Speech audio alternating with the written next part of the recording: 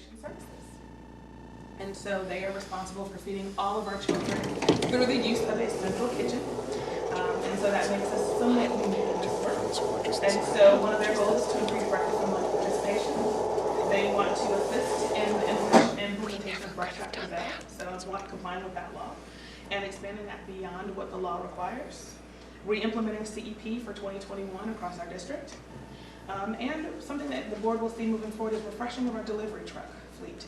It's over 20 years old, and since the responsibility of delivering those hot meals to our students is integral to this work, that will come up as well. And then last but not least is our print shop. And so our print shop is responsible for reducing some of our costs in terms of printing, copying, and they manage a fleet of over, not quite 200 copiers across the district. And are responsible for the centralized printing and processing of a lot of the communication that goes out from the schools, including report cards. And so we are all here and proud to be Gold 3, and thank you for that time. And speeches and everything, so.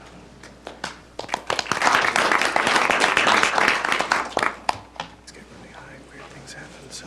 I'm in the middle of the technology being fixed, so I will be flexible. Is it ready? Yes. Okay. All right. My name is Israel Vela. I'm the Chief School Operations and Academic Support Officer, and I'm excited to introduce to you our team, and I'm also excited about sharing a little bit more about what their roles and responsibilities are. I'm going to start, as you know, we've practiced as well. I'm going to start with our Executive Directors for Learning Improvement. First of all, Dr. Wade Behringer. I have Dr. Christine Avery and Patty Drobny. In addition, I also have our Director of Athletics and Activities, Mr. Brian Smith. Our Director of Transportation, Justin Dennison. And our Director of Capital Planning and Facilities, we have Mr. Dave Buzzard. And last but not least, we have our Executive Director of Student and Family Support Services. So let's give them a round of applause. Thank you. As they have a seat, I want to share with you, and I'm going to start with our Executive Directors for Learning Improvement and share with you some of the key areas that they are responsible for. If I shared with you everything they did, I would need another day. To be honest, they do a lot of things, but what you'll hear today is just in general some of their key responsibilities. First of all, as you see on the screen, they are responsible for supervising, coaching, and evaluating all of our building principals using the Association of Washington School Principals Leadership Framework. That is their guide. Lots that happens behind that framework in terms of having it come forth to have the impact on student learning. Another key area is really advocating for their schools. They participate in a variety of district level meetings. They are a part of the community in a variety of ways. In particular, they are on different boards like community service boards or community-based organizations. They also work closely with our HR community in our KEA labor management meetings and provide supports there. They also develop and facilitate the professional development for all of our principals in the different levels meetings, elementary, middle, and high. That also happens with our other cross-community teams because of the information and sharing of professional development and other strategic pieces that need to be done across all communities. They actually facilitate that. I want to move over to Student and Family Support Services, really very near and dear to my heart as an area that I was as Executive Director. So again, lots happens here, but the supports are in these key areas. The first, multi-tiered systems of supports. That would be for belonging, B, and also academics and working in conjunction with teaching and learning. We also provide a variety of supports for our families, some of which you see on the screen. Our Homeless McKinney-Vento program, foster care, our refugee program that provides support for our families that are newly arriving into the country, into Kent, in addition to a Native American supports program that we work closely with our families and our Native American students in our district. Big on this area in the third bullet is our state and federal categorical funding. In particular, our Title I, which is our overarching program that we receive quite a bit of funding for, in addition to our state funding, which is our Learning Assistance Program. We also have a variety of compliance pieces that are requirements that fall under school operations and academic support, in particular through the leadership of Mr. Heath. And that's in the areas of harassment, intimidation, and bullying, our discipline pieces, attendance or truancy, health services with the support of our assistant directors that are here today. In addition, we have Lindy Barron, and also we have Ronna Pop, who also provides support in these areas, and Sherry Simpson. We also have, as you can see, our student records. Safety services is very broad. I left it short on the screen just so that you can see. Provides a number of safety features that are around compliance and also mandatory reporting that you must report for the state, i.e. that would be lockdown procedures, fire drills that need to be reported on a monthly basis. And we have been recognized in that area for 100% compliance over the last few years. I want to move into athletics, and as I mentioned earlier, through the leadership of Mr. Brian Smith, key areas that he has been focusing on are managing our interscholastic athletic programs. And that is that programs that are in elementary school in addition to middle school and high school.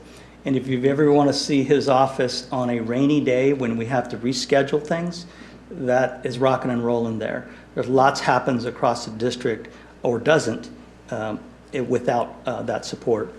In addition, he provides a leadership and direction around the initiatives that promotes systemic change of district athletic activity programs to increase student connectedness in schools, a very much a student-focused approach. In addition to lastly authorizing the issues and approval forms for community use fields, facilities, and field trips, which our schools participate in. Transportation, under this leadership and Justin Dennison, planning and directing the routing and logistics for over 10,000 students.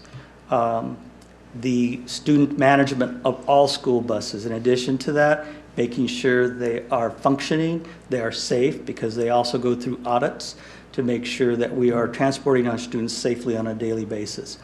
And there's, in the third bullet, reporting compliance and then training that has to happen regularly for 170 transportation staff.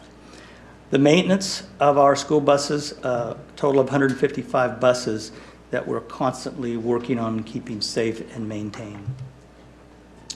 Under capital and facility maintenance, lots happening over the last few years, and particularly this year. These are only a couple of the key areas under capital. Implementing our capital bond and levy projects. Promises made, promises kept.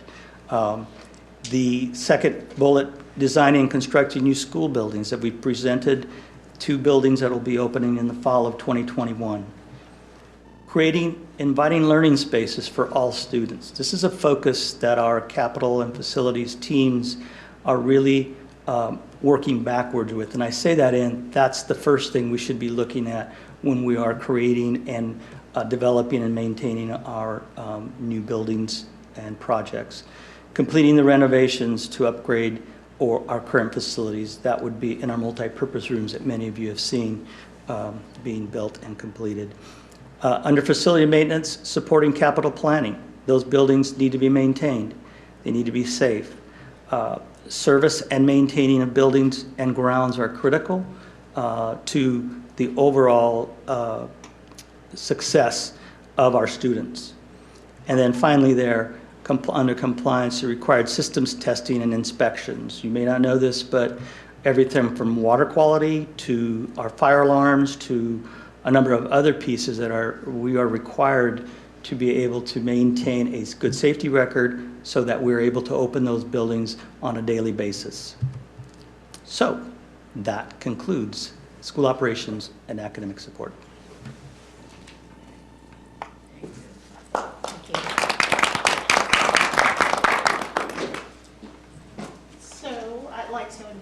the teaching and learning community up to join us.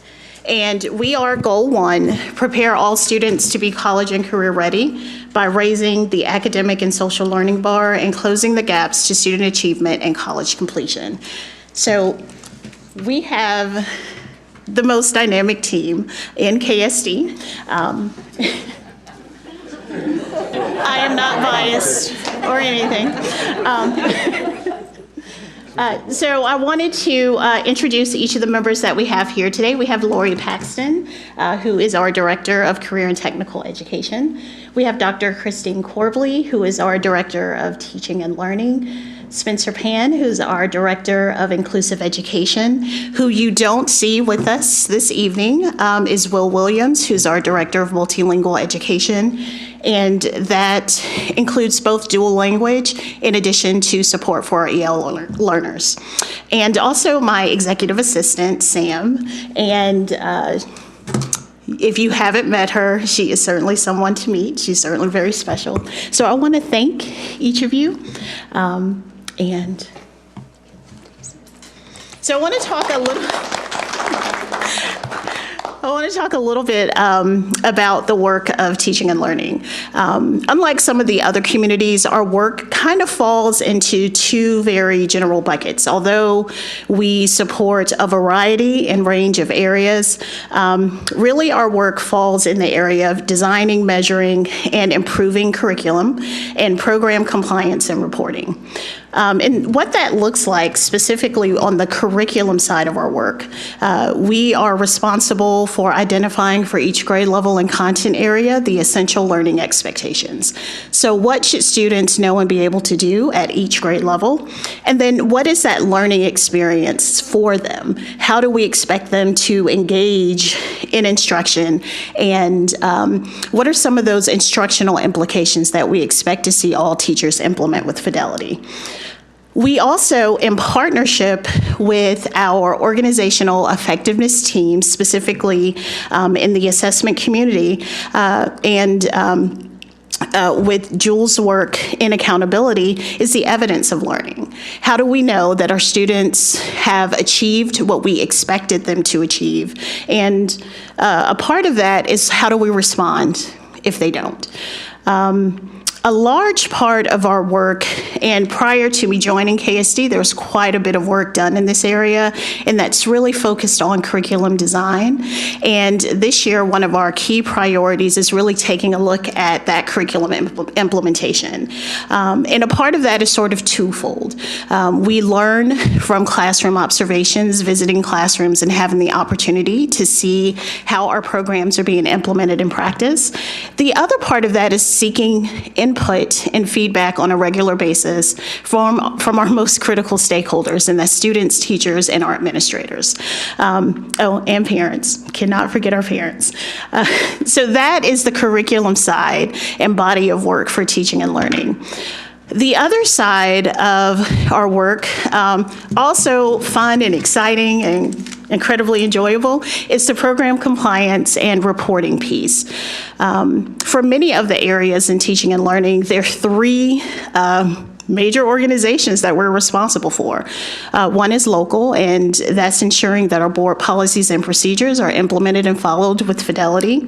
And our goals and initiatives and what drives our work is mapped out in the KSD blueprint and strategic priorities.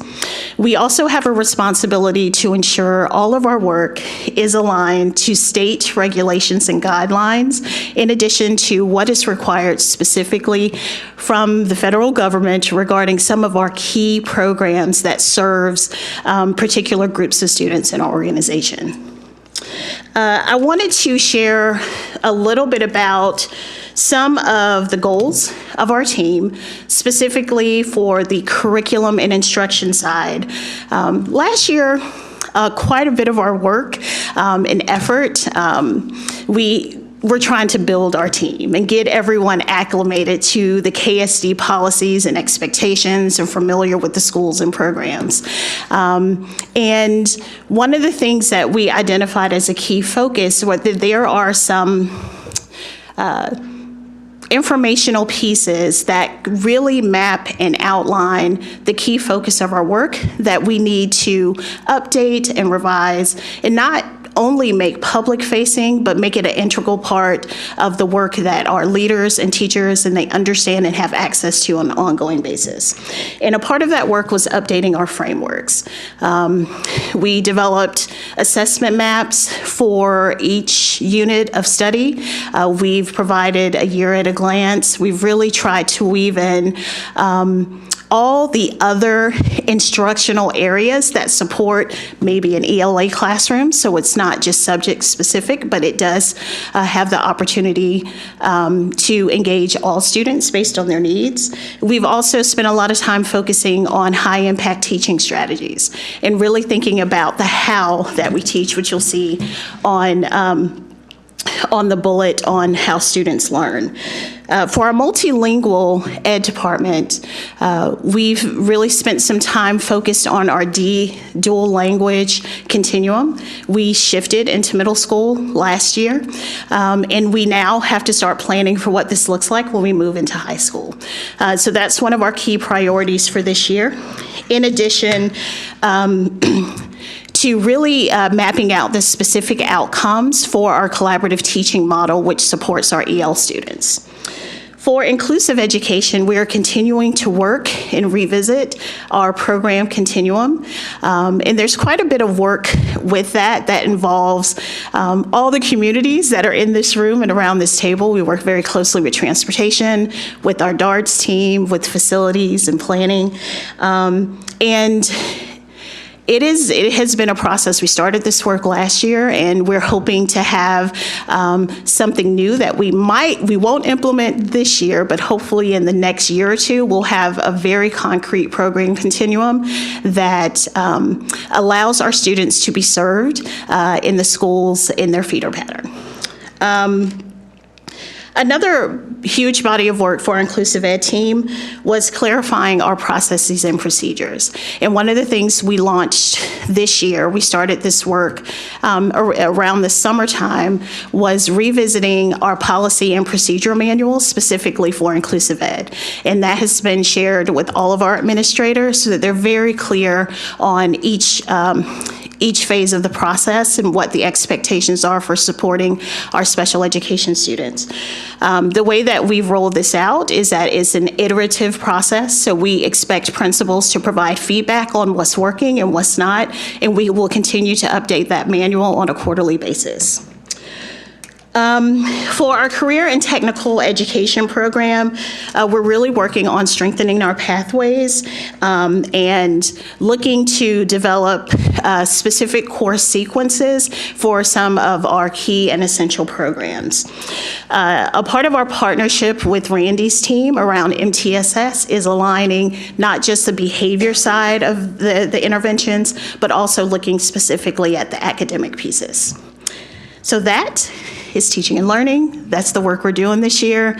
And I think it's time for questions, which the questions are for all community members.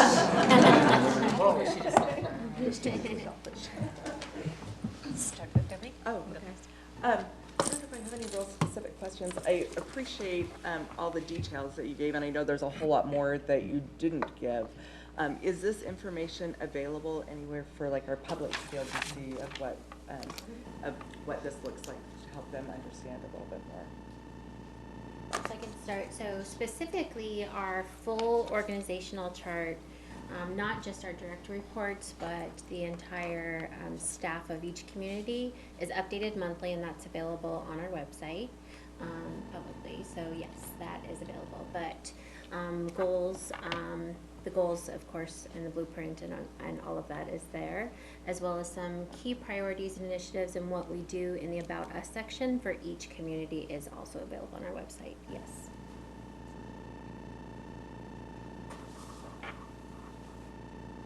So is it broken down by year to year, specific initiatives?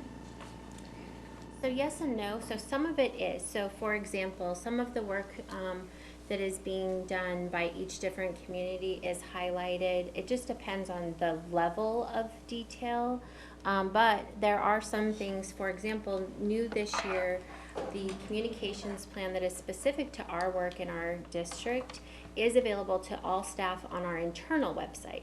So some stuff, it's not necessarily for public consumption, but it is available and accessible to all staff and to the board on Staff Link. And that has been available and shared with staff. Yeah, I also wanted to add in the About Us. For each one of our communities, they're nested in the links is more specifics. As an example, our Executive Directors for Learning Improvement, you click on that, you'll see the schools that they have direct responsibility for. In athletics, for example, you'll see some additional information. And so, yeah, it's nested in those links. I have a follow-up. So the question was, because we're, I know, Mariah, you mentioned the focus on race and equity policy, and I know we've always had that, but it would be nice to see the progress of what's happening in that. So not just having the goals, but seeing the progress of the initiatives that are happening within each community. That would be I like the front-facing aspect of that. One of the things that I know we do in our HR community report is share out several pieces of data, everything from we've had this many individuals participate in a training, or it could be a variety of things. And that is shared with all KSD leaders, and we encourage our leaders to feel free to share it with their staff. We also have the KSD communicator, and it's available there as well. Staff link, much of that information is found there as well. But I think thinking about how can our community have access is really great. Additional piece to that. One of those specific areas we have talked about in a recent cabinet meeting. You heard from organizational effectiveness team and specifically our DARTS team. We've been working diligently to have forward-facing data sets on our website, internal sites as well. That includes our budget information, which will be coming very soon to a forward-facing web page. And also to help our principals, our principal supervisors, to gather data, to have access to real-time data to support what's happening in our most important facilities, to our classrooms in our schools. And so that is exciting. It's also important for us to be able to make decisions sooner and more informed decisions so that we can address the needs of our families and our students. I think also another place we often share this information is in our State of our District presentation annually. And so that's another way we can think about how we do this forward facing. And that planning is underway. And so I've made note of your request, and so thank you for that feedback. Denise. I don't have a question. I would just like to thank all of our community members and teams out there for the work that you've done and you continue to do. I'm so impressed with how things are evolving, focusing more on for the benefit of the students and our community and our families. So thank you so much for everything that you do. Well, I think I appreciate it as well. I know a lot of work goes into this, and I'm kind of along the lines of what Maya was talking about. I'm really interested in yes, the implementation of the training is important, but also the impact. And so I'm really interested in learning about what is the impact of the trainings and what is the plan to continue it. It's not something, well, I'm sure you speak about grace and equity. It's not really a one-time thing, right? Because it's continual work. So I would be really interested in seeing, what is the impact? What do we see? Do we see the effect in discipline? Do we see the effect in student achievement? What does that look like? And I think that is something that also the public would like to see or whatever that looks like as well. But again, I do appreciate and understand that we take probably I look forward to hearing about it. I have one other question regarding, were you finished? So I was, Ms. West, I was wondering about the teaching and learning and the collaboration with school operations and how that works, because as you were speaking about the high impact teaching strategies, I was thinking about how that gets communicated to our buildings, our principals, and the training that happens, in our buildings, how the two communities work together to make sure there's good communication there. So, I feel like our Edleys are on speed dial with the teaching and learning team. And, we all know collaboration takes time, and it takes a lot of focus and effort and energy and commitment.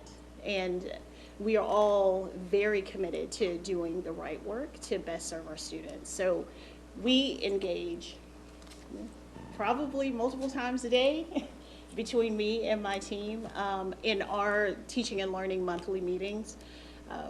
The Edley, we have like an Edley hour. We haven't come up with a more clever name just yet, but we call it the Edley hour. And for the last part of that meeting, that's just a time for us to sit, talk about some of the things we're seeing. If there have been things that have been brewing up in the month, we have the opportunity to provide some updates to the Edleys around that work. We work with Randy's team. I've been collaborating with Randy and Sherry quite a bit on the MTSS pieces. They're going to participate in our school visits alongside us. We also have the opportunity to communicate and collaborate, and I think prioritize supports and work during our administrative cabinet meetings, where we share specifically the things that we're working on and seek input before we decide to roll out any new or big initiative and what the potential impacts would be.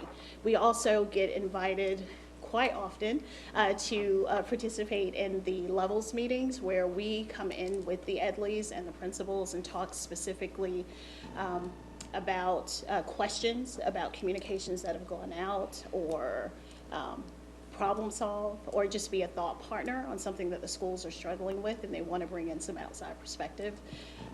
So those are just a few examples about how we partner and work together.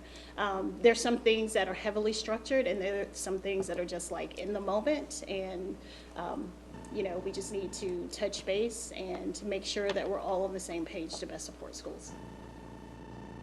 We have good participation in the levels meeting with the principals, and are they aware of any new initiatives? I mean, are they all across the board aware of new initiatives we begin? So I can only speak for how we've communicated. My assumption is that they are well aware. We use the principal, it's not called principal. We use the communicator to send out information, like we recently, with the school visit process that we are launching. Actually, our first one is tomorrow. With our school visit protocol, we sent the information out, communicator. Then the timing wasn't necessarily right to have the opportunity to collaborate during a meeting. So we scheduled a webinar so that we can actually they didn't have to leave their buildings, and they could have the opportunity to post questions, hear about the process. And then at the end of that, we asked for volunteers, and we had quite a few schools who volunteered on the spot, and several schools who followed up in email saying that they wanted to be a part of this process and see the value in the work. I feel like the principals are aware.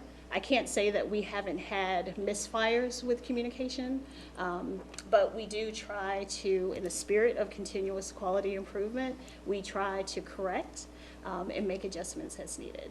And I'd probably say sometimes if it's a shift in something that we're doing, shift and change is a process. Sometimes we have to work through that process to all get aligned and be on the same page. I want to thank the team, certainly, and thank Danelle for sharing specifically what happens across communities, because as we organized ourselves as a smaller unit, more importantly, we had to make sure that each community understood the talent, skills, and abilities and the priorities and initiatives so that we could actually work better together. Now, whether we're talking about a new program or an established program, The other purpose of this meeting, and we've talked about this meeting for some time, is to make sure that not only the people in this room, but the people who are watching, the people who serve in our schools, they get a chance to connect a face with a name, with a role and responsibility, so that when a person has a question, if I'm not certain about a educational program, or I have a question about a role or responsibility, I know where to go. And now it's my responsibility to ask a question, or at least I'll know who to ask that question to. And that's part of this role. We'd like to continue these opportunities to make sure that everyone knows a little bit more than they did before, so that we can access talent, skills, and abilities that are at this table and those who are sitting in the audience. Thank you. Any other questions? Yes. Great. Well, thank you all very much for the updates, and always good to hear from you and see you. So at this point, we will recess the meeting, and we will go into an executive session for approximately 30 minutes to discuss with legal counsel representing the district litigation or potential litigation to which the district is likely to become a party, and it will begin at 6:30 p.m. All right, thank you. We'll be here.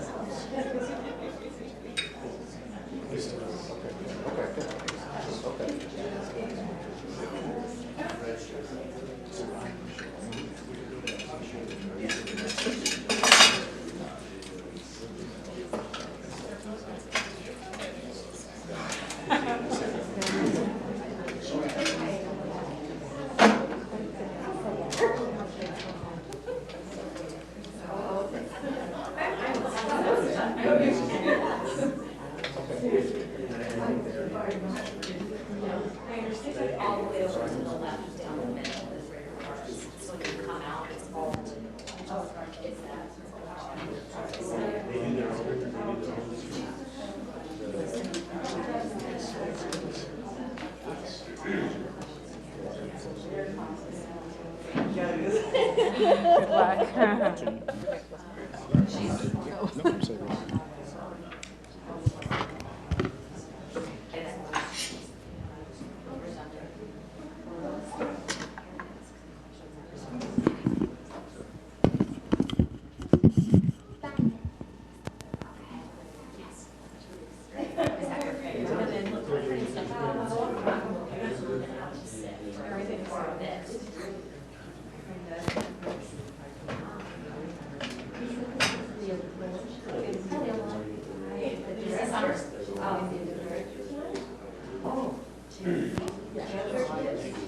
What brought you to doing this sort of volunteer wheel and more? Finding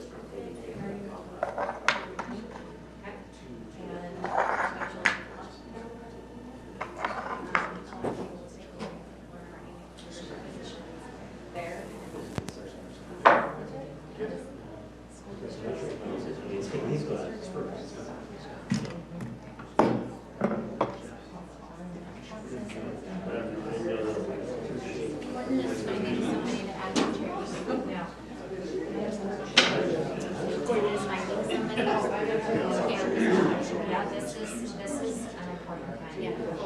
every school district, not just. I know, it's fine. Yeah.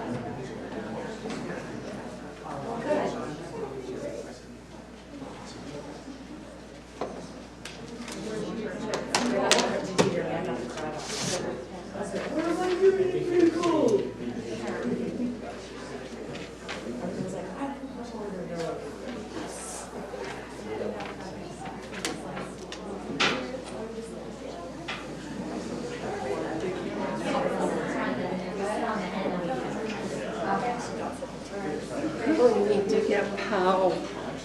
Yeah, Gordon was going to get him. Okay.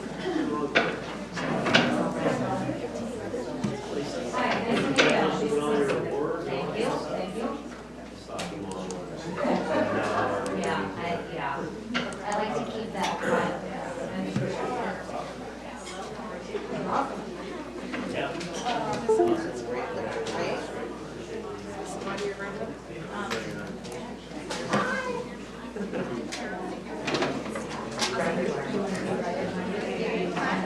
Find the right spot. Okay.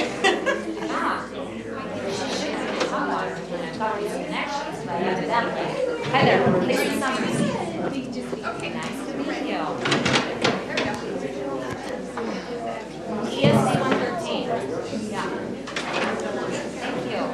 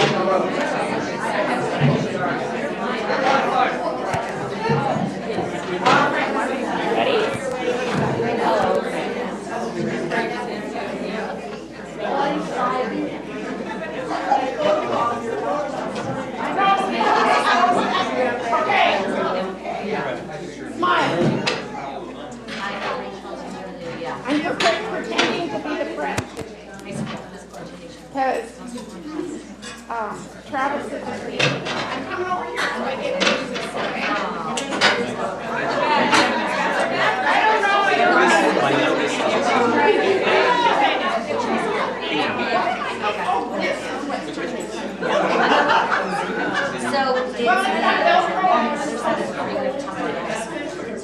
Okay, if I go like this, I can get your faces and your signs. Get over here to the face like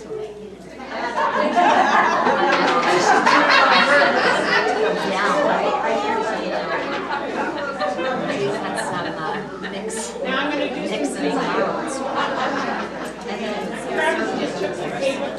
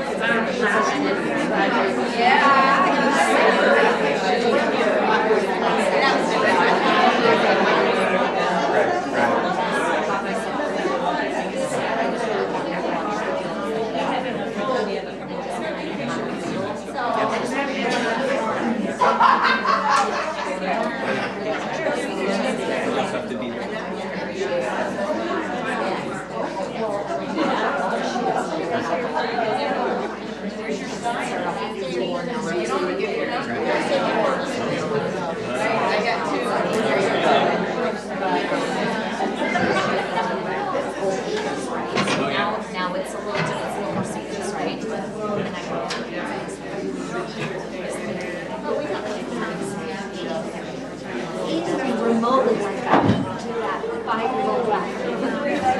just gonna put it where I'm gonna put it on.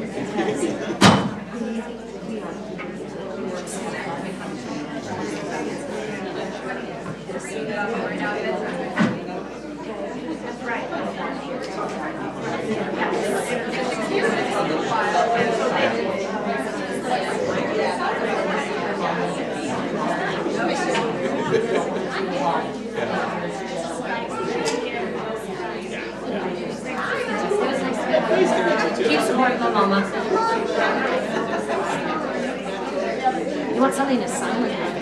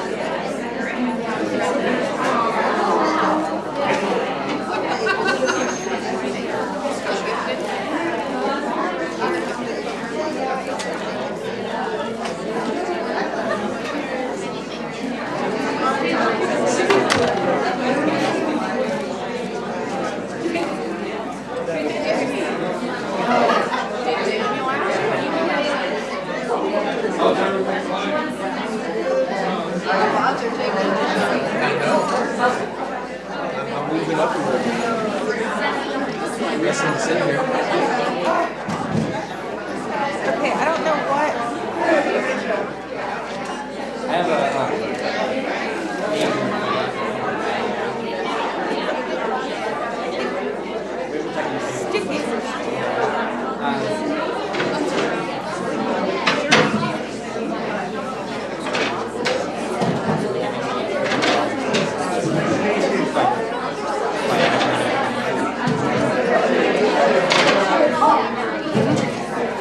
I actually have a meeting tomorrow. Yeah, I actually. Oh, I tied my hair. Yeah. Spontaneous things. Spontaneous things.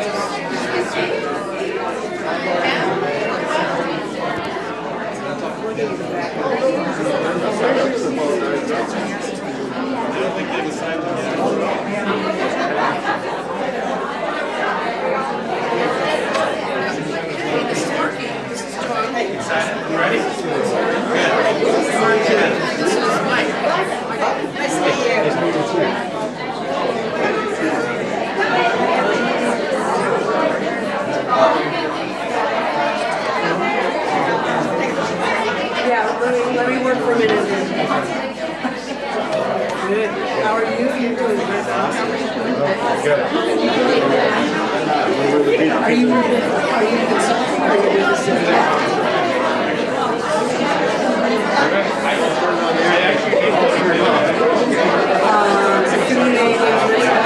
I had a great time last year.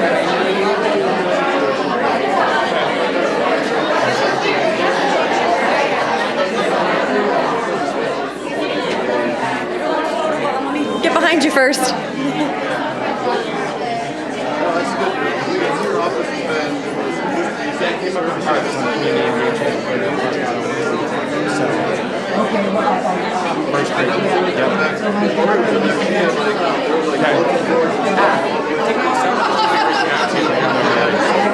find out what's going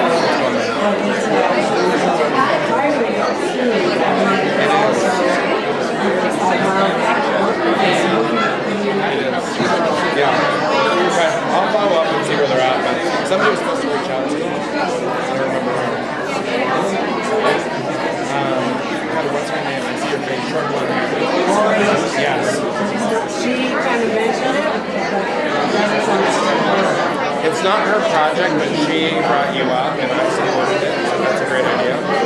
So she was supposed to get your contact info from the next week, and then we'll get a follow-up, so I'll find out.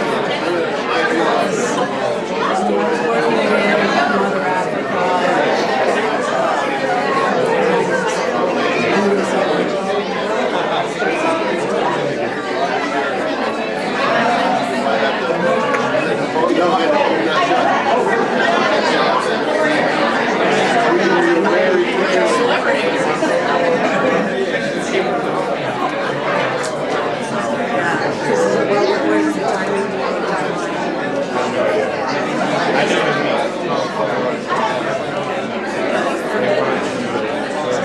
I'm pretty, I do have some gigs, but I'm pretty sick. I'll find out what's going on. Congratulations. Thank you. That's,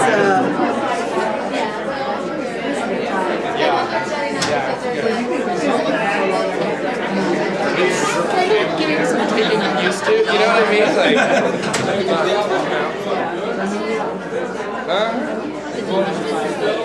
it's kind of tough to go back.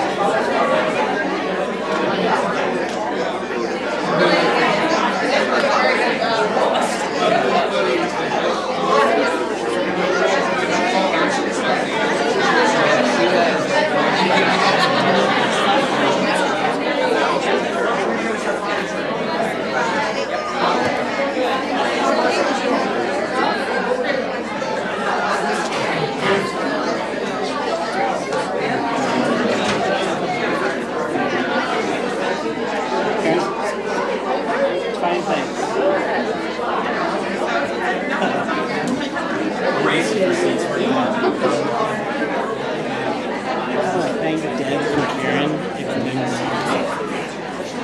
So I don't know how. Oh, they're not going to be here? So they're back there right now? We'll thank them there. So the new people be here, but not to be on the meeting. Not for the whole meeting. And I think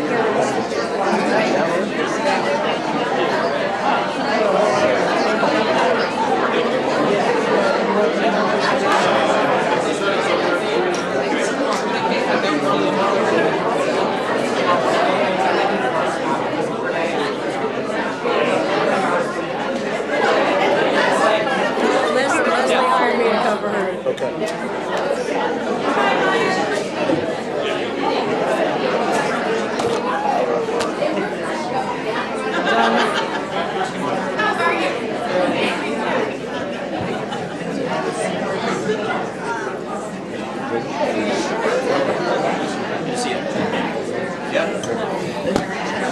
I know, I appreciate it. Thank you. Mark. Yeah. See you.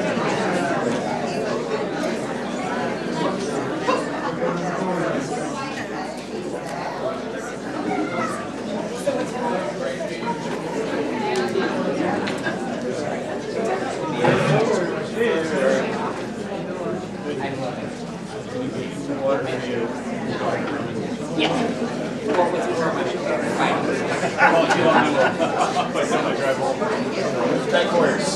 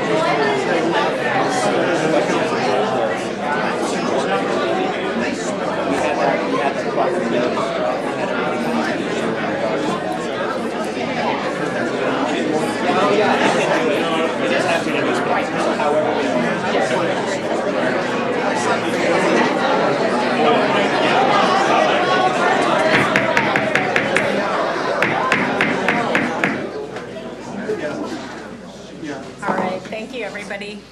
Good evening, and welcome to tonight's board meeting. We are reconvening and calling the meeting to order, regular meeting to order. I'd like to invite a member of the audience to say the pledge, and Jennifer Yeager is here with her Cub Scout troop to say the pledge. Please rise.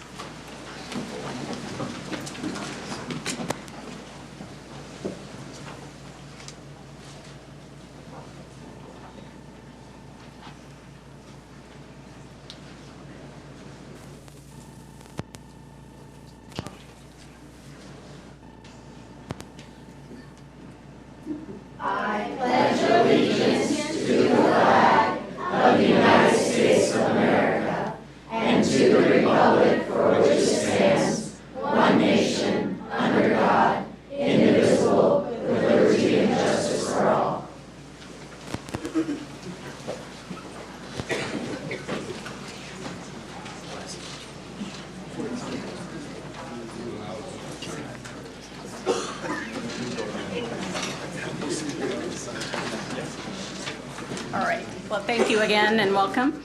And I am going to begin with a process for audience participation this evening, and just read out our participation process. The purpose of our board meetings is for the board to conduct its business in public. During the meeting, the board will listen to but not respond to comments from visitors. Those wishing to comment must complete a comment card and give it to the board secretary before the meeting begins, or no later than agenda item 4.0 presentations. No cards will be accepted once presentations have begun. Abusive public comments personally directed towards staff members will not be tolerated. The president may interrupt or terminate an individual statement when it's too lengthy, obscene, or irrelevant. When it is your turn to address the board, please state your name at the start of the testimony, and you will be speaking to my right, and the podium to my right. Please limit your remarks to 3 minutes, and you will hear a timer when 3 minutes are up. Visitors who have completed a comment card indicating a desire to speak to an agenda item will be called at that portion of the agenda. Per board procedure, written material to provide board members with background information should be submitted to the superintendent's office at least 1 week in advance of the meeting. All right, that said, Dr. Watts, are there any changes to tonight's agenda? Thank you. President Venkatachalam, please note that a supplemental personnel report has been added to the consent agenda, and a copy is located on the dais. Great, thank you. So I will ask a board member to make a motion to approve our consent agenda. I so move that we amend the agenda as indicated. Thank you. Is there a second? All right, thank you. Motion has been made and seconded to approve our added agenda. And are there any discussions or questions from the board? All right, calling for a vote. All those in favor say aye and raise your right hand. Aye. All those opposed say no and raise your right hand. Okay, motion passes. All right, at this time, I want to thank our Vice President, Debbie Strauss, for all her leadership over the last 12 years. She has graciously agreed to stay with us, so we have a quorum tonight, and she will be leaving us at this time. Thank you, Debbie.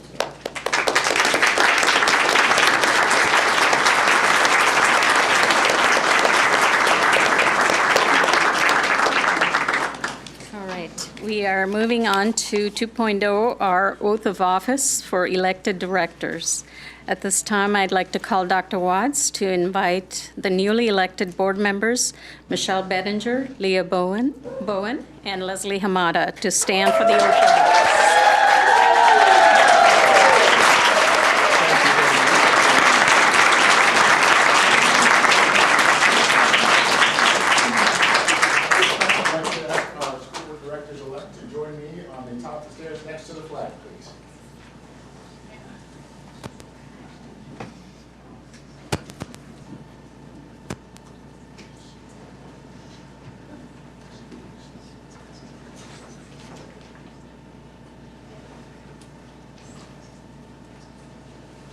At this time, I would like each one of our school board directors-elect to raise your right hand and repeat after me. I state your name. I, Michelle Greenwood Bettinger. I, Leslie K. Hamada. I, Leah Bowen. do hereby solemnly swear do hereby solemnly swear Do hereby solemnly swear do hereby solemnly swear that I will faithfully and impartially that I will faithfully and impartially discharge the duties of this office discharge the duties of this office as prescribed by law as prescribed by law and to the best of my ability, and to the best of my ability, and that I will support the Constitution and that I will support the Constitution of the State of Washington of the State of Washington and of the United States of America. and of the United States of America. Congratulations.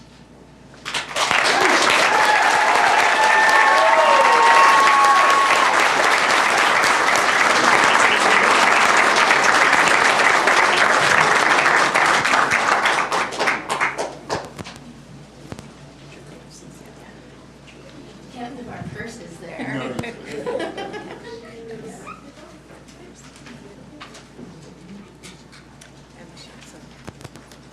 How you got on is where to, so when you get up to the computer. Okay.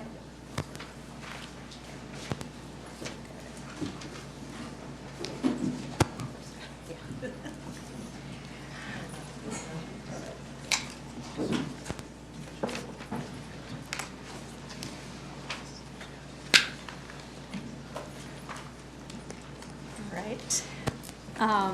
We want to let everybody have a few minutes to get settled.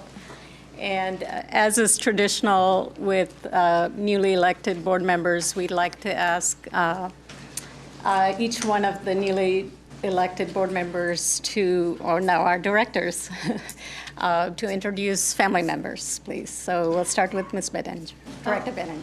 Oh, thank you. Today with me is my husband, Sean, and my son, Guthrie, who goes to Kentridge, and my daughter, Fern, who is a Kentridge graduate.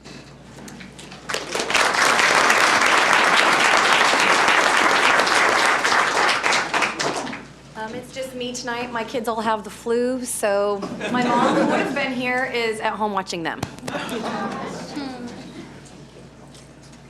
Director Hamada. First of all, I would like to thank all the people who have entrusted me to oversee our most trusted resource, which is our kids. I have several supporters who have given me focus and support. Foremost is my husband, Glenn Hamada. Glenn, will you please stand or raise your hand?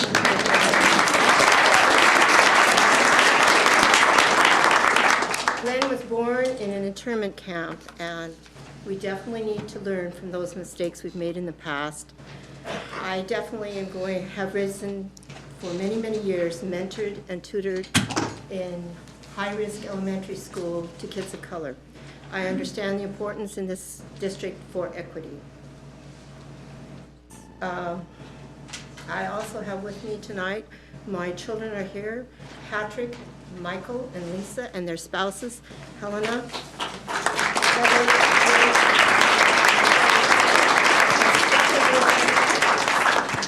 They have been my total support system.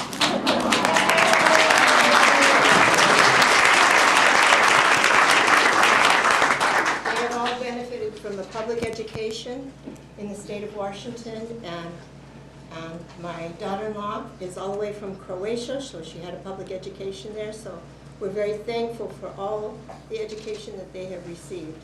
In the audience tonight, my pastor from Kent United Methodist Church, Jim Headquarters. If you wave your hand, Jim. He's been a great support to me.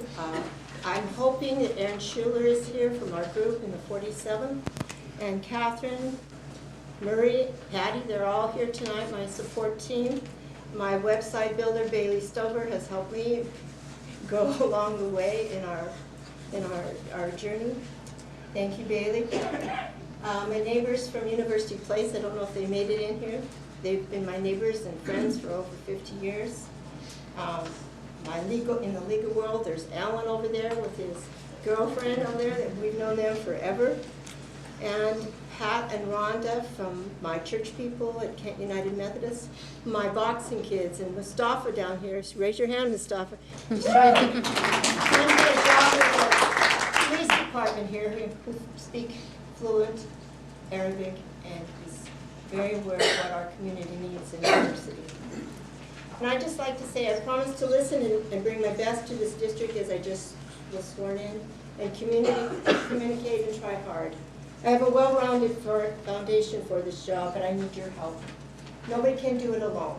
So thank you all for being here, and I hope you will be calling me, because it's surprising. You think we have all these people who have different interests, but I rarely hear from people unless I'm out there looking around, but I want to hear from you. I want you to speak up. This is your school district. Thank you very much.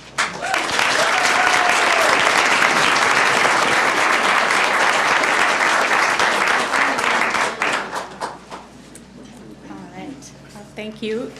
We are moving to our 3.0 reorganization of the Board of Directors.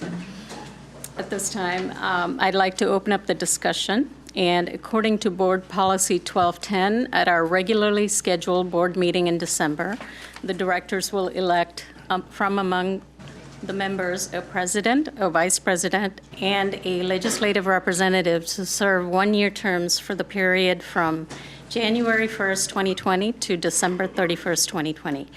Per Policy 1210, an oral roll call vote of all members of the board is required for the election of board officers, and a majority vote of all the members of the board is required for any person to be elected or selected for such positions. So at this time, I would like to ask for nominations for board president.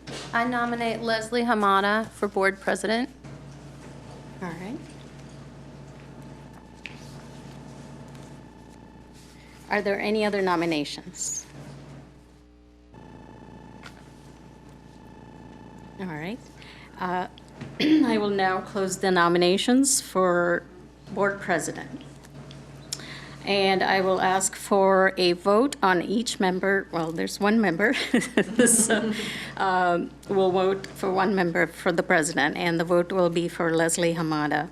So calling for the vote for board member one, Denise, what is your vote for president? Leslie Hamada. All right, Michelle, what is your vote for president? Leslie Hamada. Leah, what is your vote for president? Leslie Hamada. Leslie, what is your vote for president? Okay, Leslie Hamada. All right, we are, Leslie Hamada is president effective January 1st to December 31st, 2020.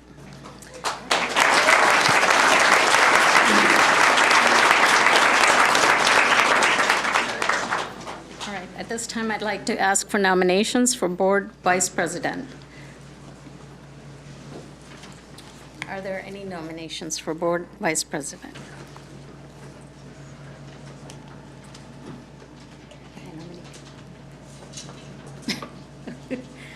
I nominate Denise Daniels.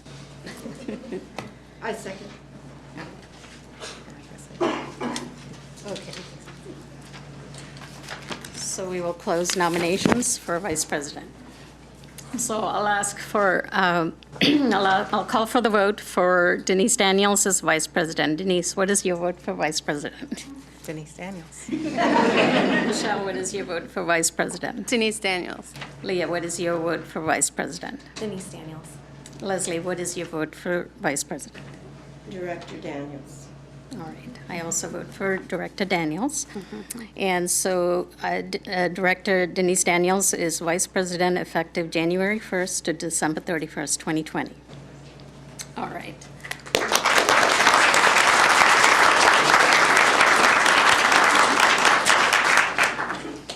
Next, we are calling for nominations for legislative representative.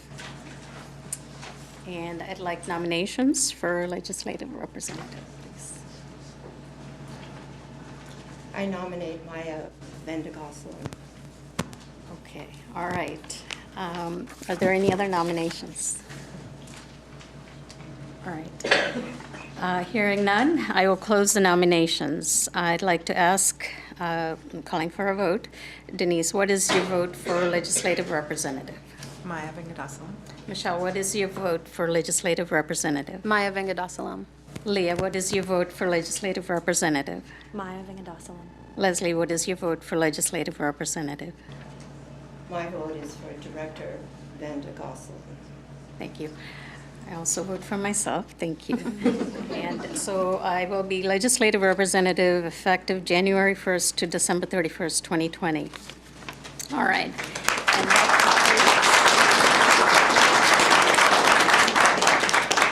And that concludes our nominations and elections for reorganization of the board. At this time, we'd like to ask the Cub Scouts to come forward so that we can have a photo opportunity before we move on to our agenda. All right?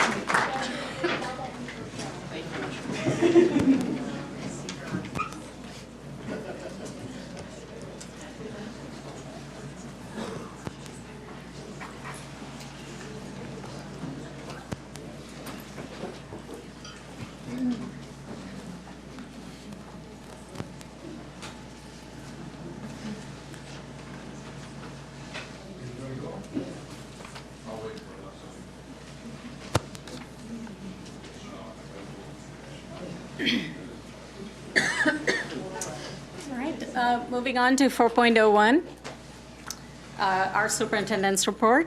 Dr. Watts, please. Yes. Thank you, President Venkatasalam. I'd like to begin, first of all, by saying thank you to our community for joining us this evening. And as our core values, we're reminded, first among equals is equity, second, excellence, and third, community. As we experience change, and as I've said before, in order for us to improve and get better as an organization, we have to be able to manage change. During the past 2 weeks, we've continued to welcome change in KSD, whether it's change in the climate and the weather, to fall, or tonight recognizes the symbolic change of our school board.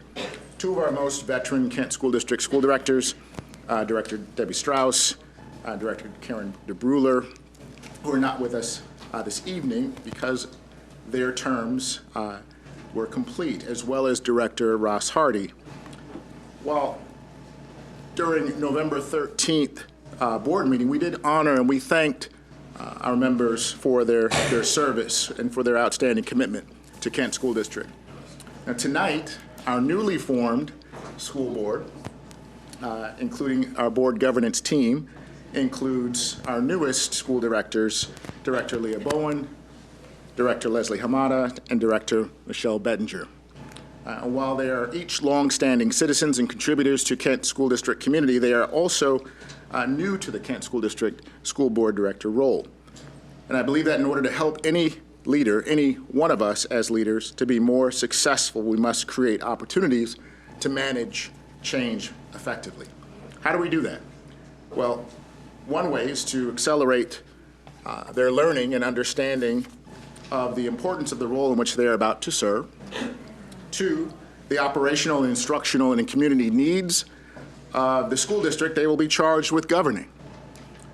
Three, the similarities and the distinct differences between the roles of school director, superintendent, and staff.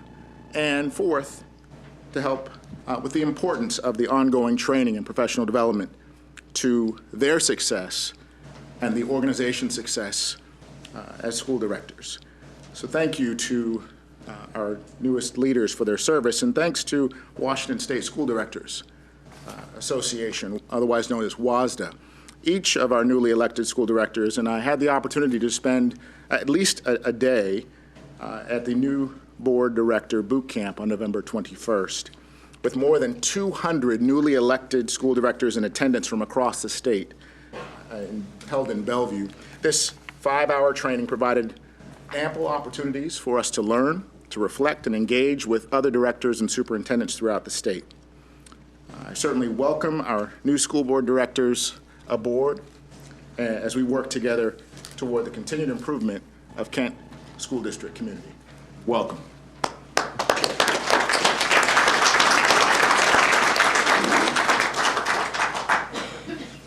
In the spirit of community, I would also like to recognize a recent event, a community conversation that took place.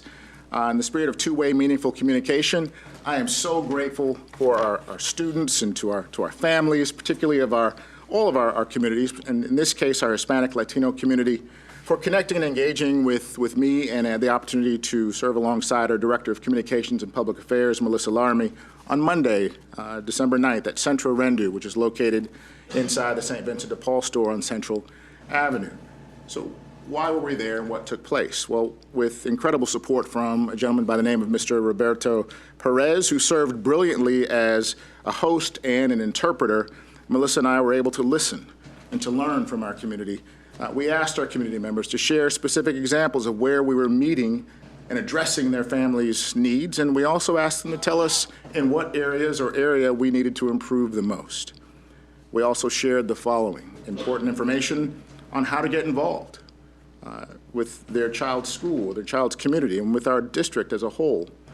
We also asked and learned how to help them understand how to acquire translation services and interpreter training information. We also shared and heard information regarding school closure and delays, knowing that it may snow from time to time in this region, and when it does, we want to make sure that our families are safe and that we communicate with them directly and as early as possible. We were encouraged by our community members' open and honest dialogue, and we learned even more how we might engage our families in a way that is more empathetic and culturally responsive. We agreed that this would be the first of many conversations with our Kent School District community. And finally, it's not lost on me that our work every day is complex when we think about our learning that takes place in our classrooms every day. To our leaders who either directly teach or each and every one who supports those who teach, we have some incredibly exciting news that OSPI has identified for our 295 school districts in our state. Kent School District, the 5th largest in Washington State and the 4th most richly diverse. The graduation rates, our 4-year adjusted cohort rates, are in, and for the class of 2019, Kent School District's 4-year adjusted cohort rate graduation for all students, 84%, remains the highest in Kent School District history. Kent School District's rate is higher than the Washington State's 80.9% by 3.1 percentage points. That deserves certainly a round of applause for our teachers.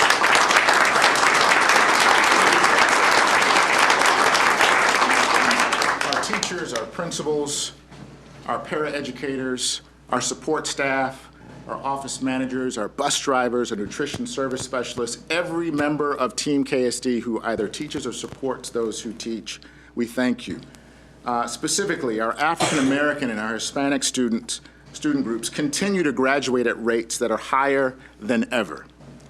African American students in Kent School District, the class of 2019, graduated at a rate of 82.6%, which is higher than the state's African American rate of graduation. That percentage is 73.6. The 82.6 percentage rate for Kent School District's class of 2019 African American students also surpasses the state's rate of 80.9% for the all students student group. And our Kent School District class of 2019 Hispanic students graduation rate of 76.9% continues to rise and outpace the state's Hispanic student rate of 75.7%. We have work to do, yes, and yet we are experiencing consistent growth and improvement in what is considered a lagging indicator of our success of what happens in our classrooms every day. So again, a round of applause to everyone involved.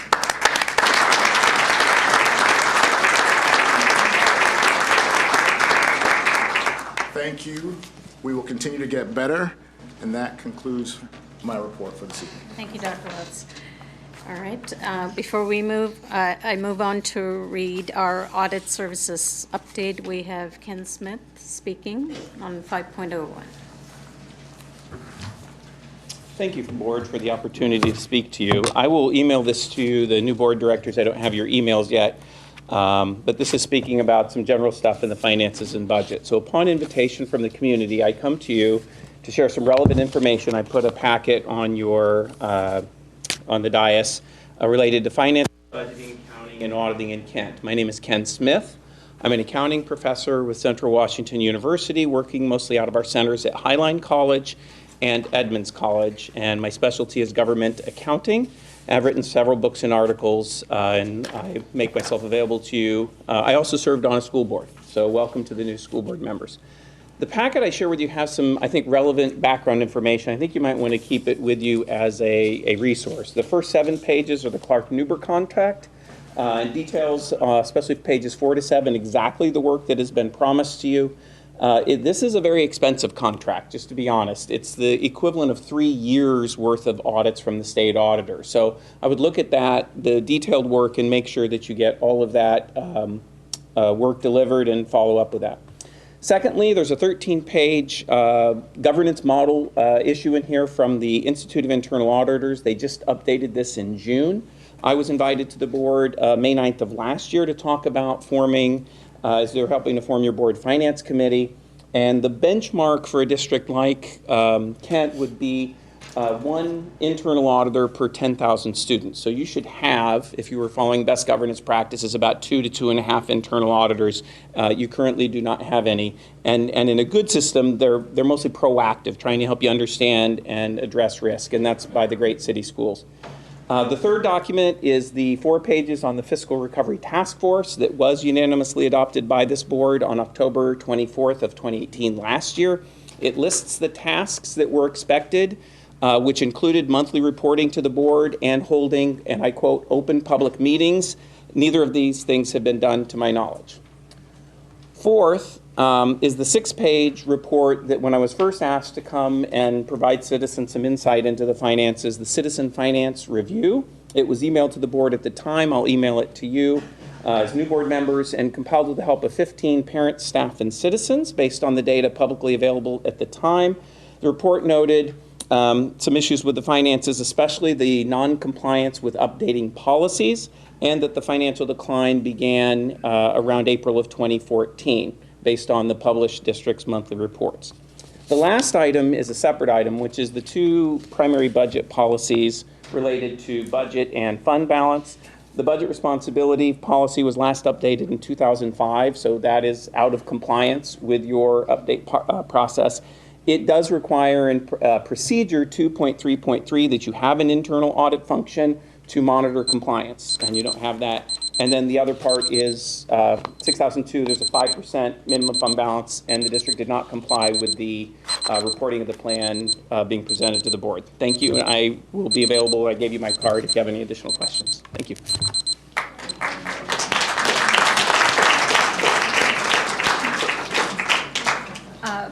All right. Well, this evening, we had originally indicated there would be a board discussion on our Clark-Nuber audit, and it was mislabeled. We should have said it was an update.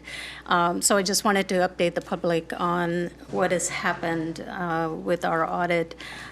Since they began the field work on the KSD project, they've completed about 70% of the work. In the engagement letter, the vast majority of the remaining items are related to the pulling and testing of contract information.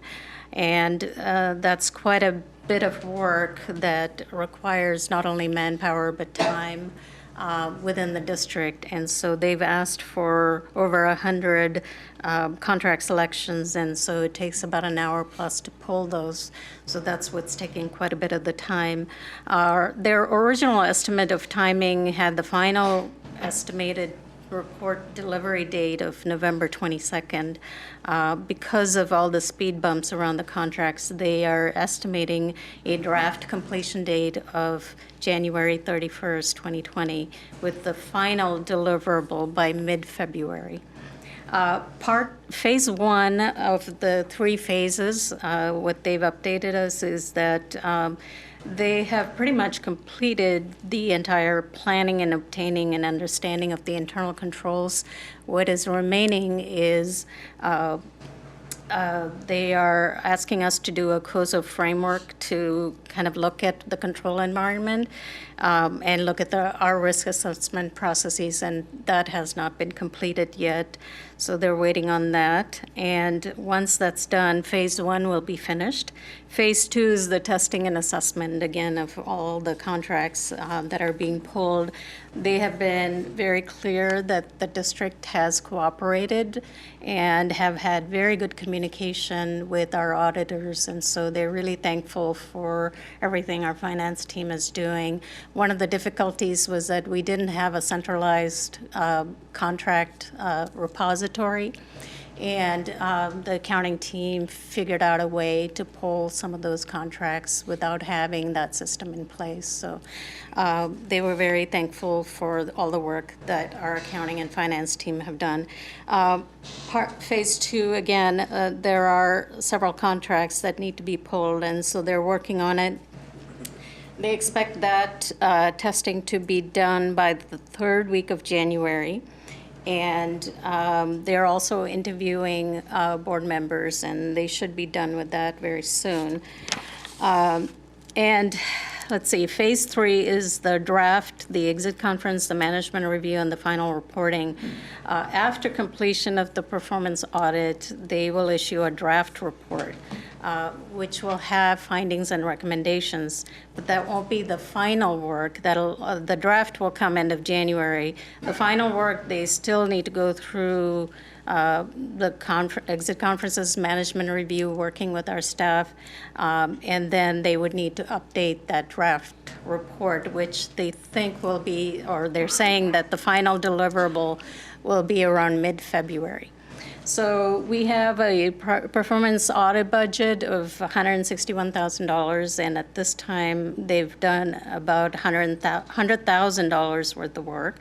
There's remaining $60,000 due, and they don't expect any change order currently. So that's pretty much the update we have from them, and stay tuned for more information with that. So at this time, we're going to, do our recognition of our proclamations. And we will start with our proclamation for the Guest Employee Appreciation Month. So I will read that.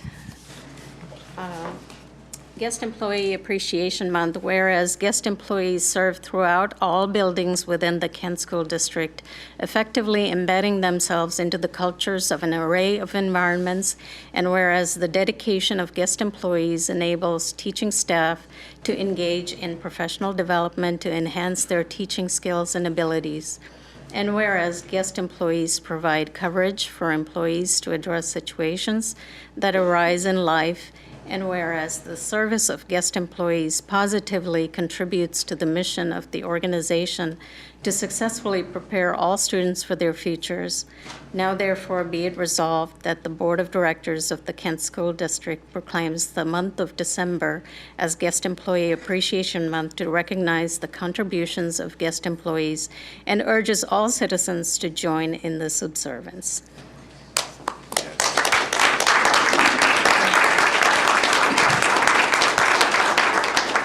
I'd like to invite Laura Lopata to the Lopata, thank you, to accept the proclamation.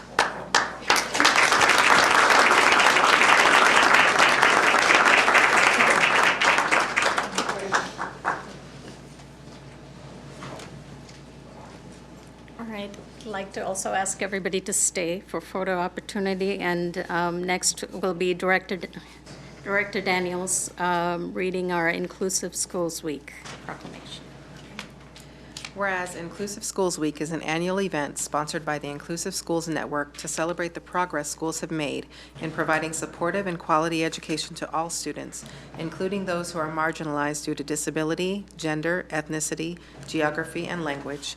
And whereas the Kent School District is committed to providing an education in schools and classrooms that is welcoming and capable of educating all students. And whereas the educators of Kent School District recognize that each child is unique, learns differently, and therefore learns better if teaching is tailored to their abilities and interests. And whereas Inclusive Schools Week provides an opportunity for educators, students, and families to ensure that schools continue to improve their ability to successfully educate all children. And whereas by the efforts to make our schools and classrooms high-performing and inclusive, the educators and families of the Kent School District have contributed significantly to building a stronger and more inclusive school community.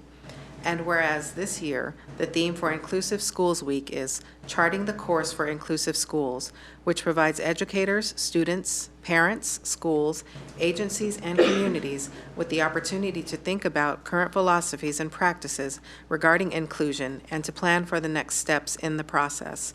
Now therefore be it resolved that the Board of Directors of the Kent School District proclaims that December 2nd through the 6th of 2019 as Inclusive Schools Week in the Kent School District and urges all citizens to join in this observance.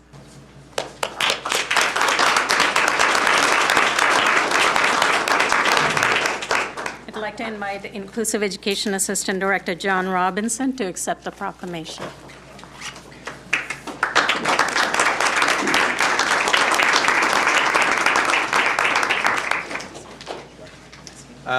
Just want to say thank you for this proclamation and the dedication of the Kent Schools to supporting all students in the community.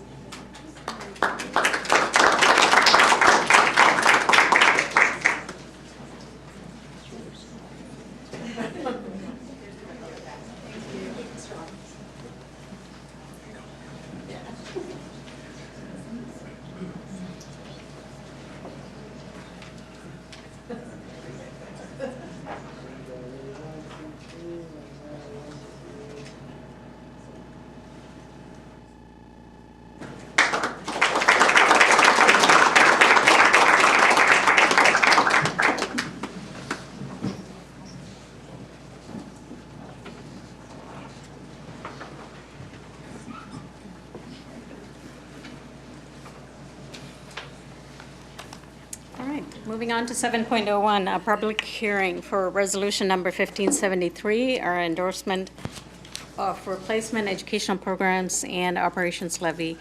We will now receive comments on resolution number 1573, I'm sorry, excuse me, point of order.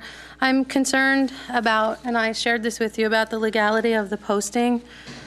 State law RCW 42.17a.555 requires that that we post properly, and I don't see a posting out front, and it requires that we have any required notice of the meeting includes the title and number of the ballot proposition. I just saw this in state law last night, and I notified the superintendent and the board president. And board policy 1400 requires that everything needs to be updated within 24 hours of the meeting.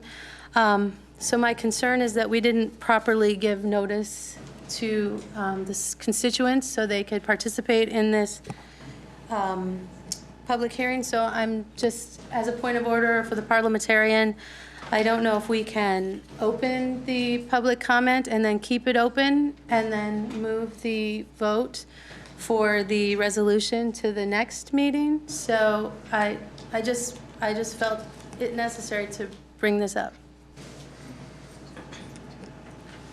Curtis, thank you. So I'm looking at the law right here. This was appropriately noted according to our normal notification procedures. So this was posted according to our notice requirements that we follow for all meetings. If you look at the resolution as well, the resolution does include the ballot measure. It does indicate, and I'm bringing it up right now, and I think we can all look at it. It indicates proposition number 1, Kent School District number 415, replacement of expiring educational programs. So it does include the actual title of the ballot measure in the actual notification that would have been posted as we would post all public meetings in our normal course of action. So in our assessment, it is compliant with RCW 42.17a.555. But I believe that was added within less than 24 hours. It didn't indicate the proposition number earlier. I'll defer to district representatives on this in terms of the actual time of publication.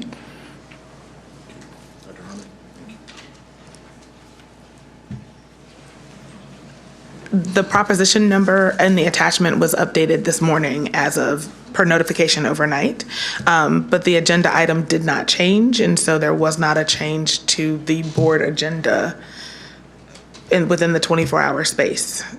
So, But the proposition number wasn't included within the 24-hour time frame. Correct? So correct, but. And that's what state law requires, correct?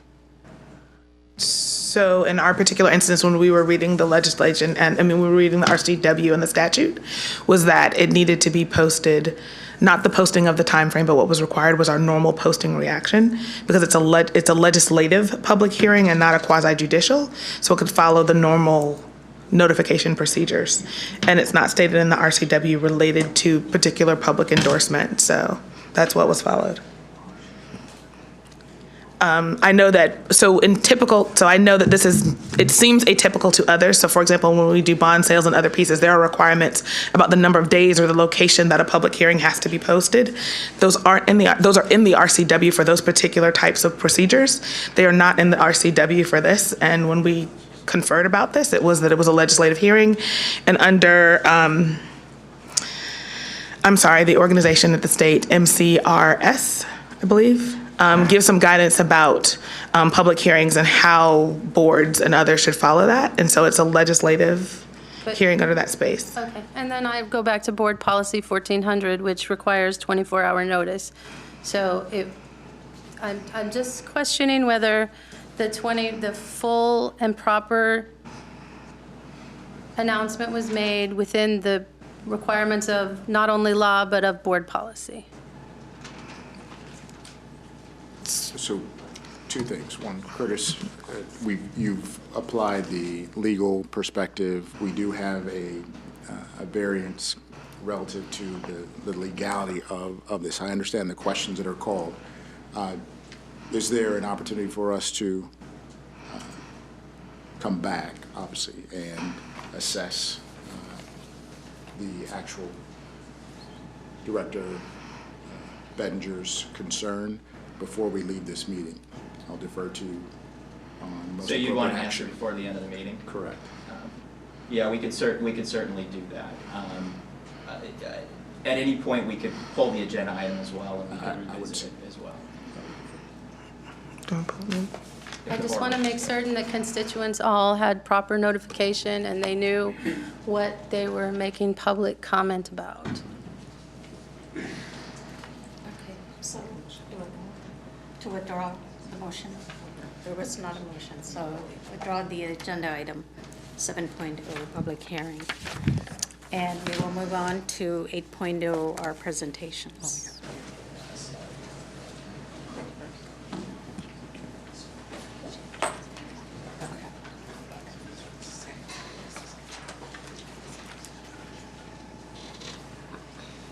All right, we will start with 8.01, bond sale update.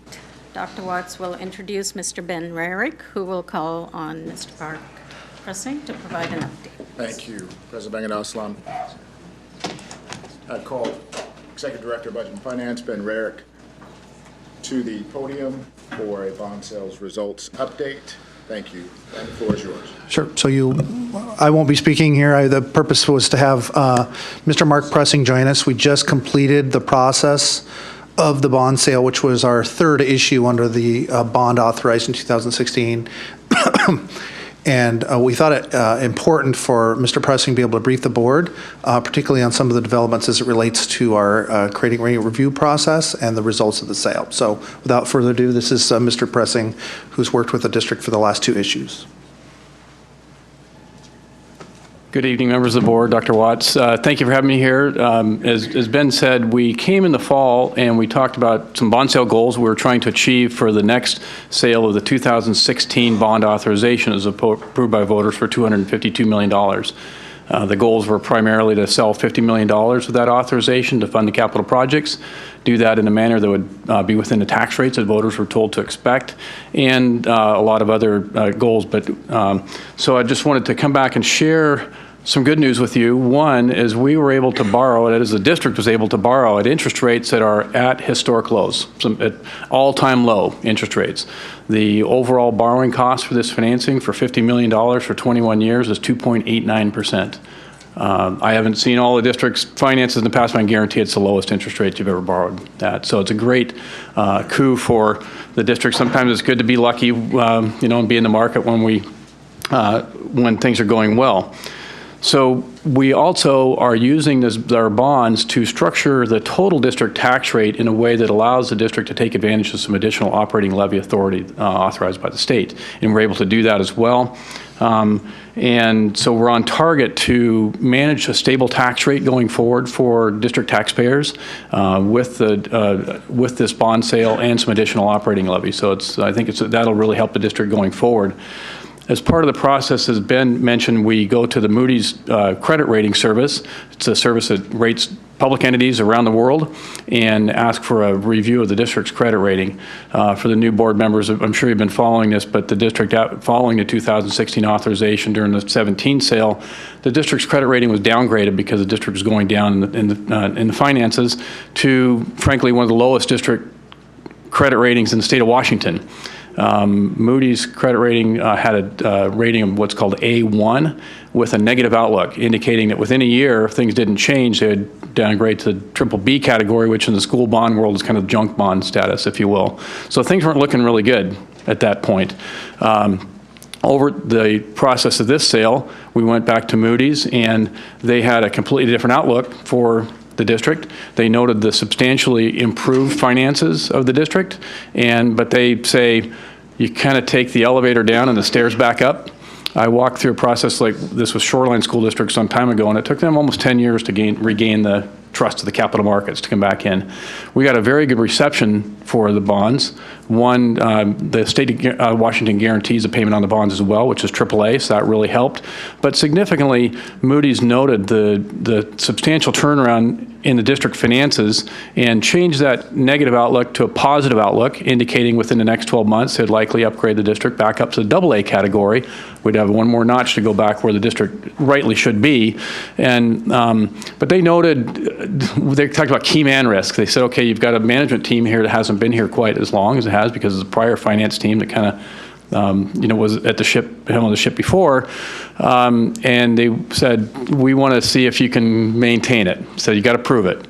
And so they said they want to look going forward how the district manages the fund balance that it has, that it manages an appropriate balance, and that the management team has some stability so that they know that they can have some faith that things are going to continue going forward. So I think it's really good news that they changed their opinion on this, and that going forward with some additional stability, we'll get the district back up to where it rightly should be as one of the premier school districts in the state of Washington. So a couple of steps following this, just administratively following a bond issue, we have new debt service numbers, so you'll have a budget extension coming before you sometime before the spring to make sure you have enough budget expenditure authority in your debt service fund to make all the payments on the bonds. So that's just an administrative item. And then over the next year, we'll continue to monitor the cash flow from the capital projects fund and make sure that you have enough money to kind of continue on the projects.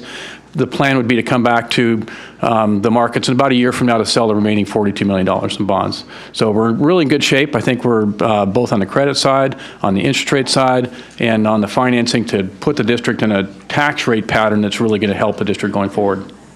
And again, happy to answer any questions you may have. Ms. Bettinger? Well, just to clarify on the Moody's rating, to put it in terms maybe everyone understands. So the rating, an A1 negative is like an F or a D rating? Oh, well, for if you're Tudor Lake, that's an A.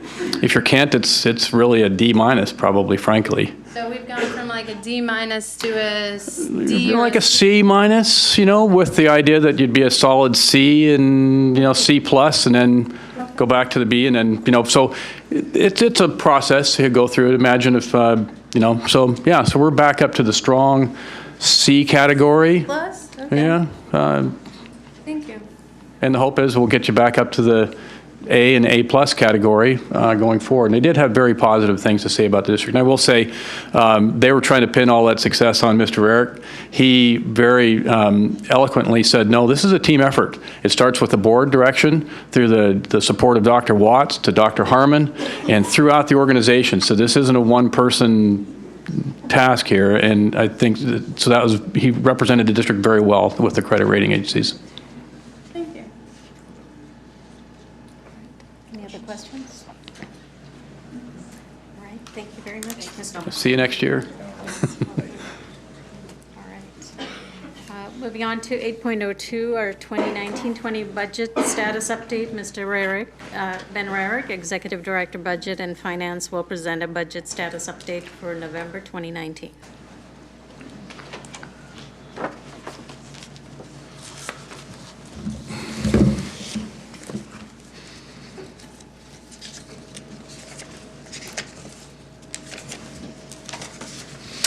Good evening.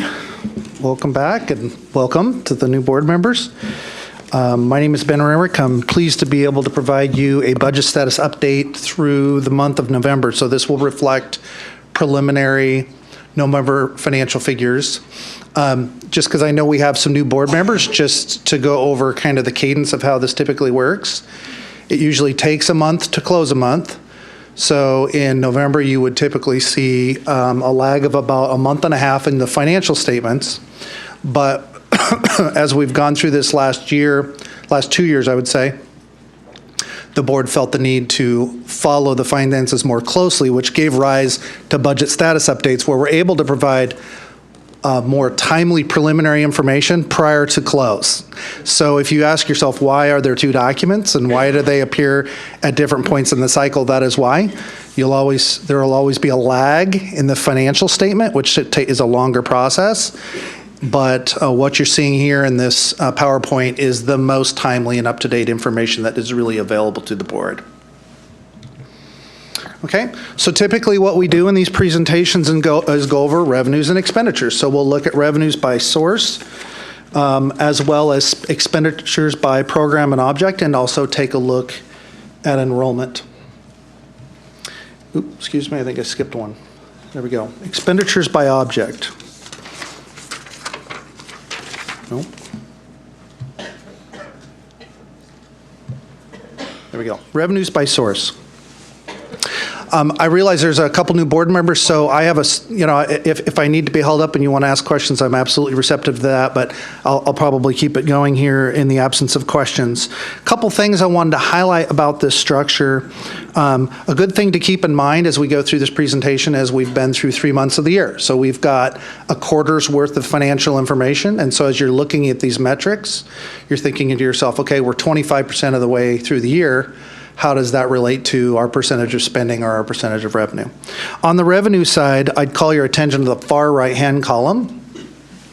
Typically, we don't necessarily collect revenue in equal increments each month. So you wouldn't necessarily expect to see exactly 25% of our revenue collected through a quarter of the year. Right now, we're at 22.8, but as you can see, as you look that far right-hand column, there's a great deal of variance. Local taxes is up over 40%. Well, why would that be? That would be because we take a big collection in October, right? October and April are our major collection months. And so anytime you look at that data in either of those months, it's going to be, artificially high, right? And then it'll level out as we go through the year. Similarly, you have other areas that are below 22.8%. One example in this case is state general purpose. That's our general apportionment. That's the money we get from the state. It's a little lower than it was last year. Why? The state has actually changed the schedule of how much money they give us each month. So it used to be that, like, for example, in October we get 18%. Now we get 17% because the state is kicking some of those payments into the summer because that saves them some money. But we get a little less on the front end. So you keep these things in mind as you try to compare year to year. On the expenditure side, let's keep in mind that we're 25% of the way through the year. We have 23.34% of our spending through this quarter, so that's roughly commensurate with where we would expect to be. Couple things to note. As you look down the 19-20 column, you're kind of thinking to yourself, 25%, anything really high or really low you might want to probe into, right? So transportation, for example, is a little lower than it was last year at 29.97, so that caused me to probe into that a little bit. Remember, this is a percentage of budget spent. Transportation had a significant increase in their budget. So it isn't necessarily a huge change in their spending, but a huge change in their budget. There were a number of expenditures, like, for example, the transportation of our special needs kids out of district that we used to charge to special education. Now they show up in this program. And so the budget was increased. And so the things that can influence that percentage are not just the spending, but the amount of budget that they started with. And the last year's budget was $10.8 million, so we're talking about almost a $3.5 million increase in the budget for that program. A couple other things to keep in mind. This year is somewhat atypical in the sense that we are going to experience a major change in health benefits in January. So typically in a school year, you're going to see pretty even expenditures in salary and health benefits throughout a school year. So if you think you're up 7-8% in salary and benefits through December, that's a pretty good indication that you'll remain that way more or less. This year's unique. The rules for health benefits change in January. So each one of these budgeted areas when we're looking by program are going to be just a little less because we expect those costs to jump in the second half of the year. And that is, of course, because SEB makes part-time people fully eligible and makes certain people that weren't eligible before at all fully eligible. Okay, expenditures by object. Again, we're 23.34% of spending at the quarter poll. A couple things to note. You'll see that certificated salaries are up close to 26%. 25.94, but classified salaries are considerably less than that, as are health benefits and payroll taxes. So one of the things that's going on there is that we have a higher vacancy load on the classified side than we do on the certificated side. And then secondly, just as we talked about, we are going to see that uptick in health benefit expenditures in the next calendar year. So those are two things to keep in mind as you look at that data.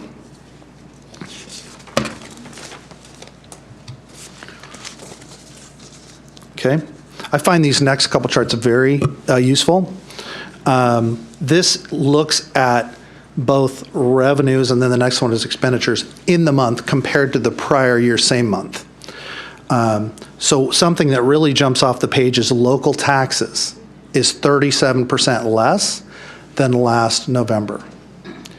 The reason for that is because we've gone through some fairly dramatic shifts in the state law regarding how much we can raise locally.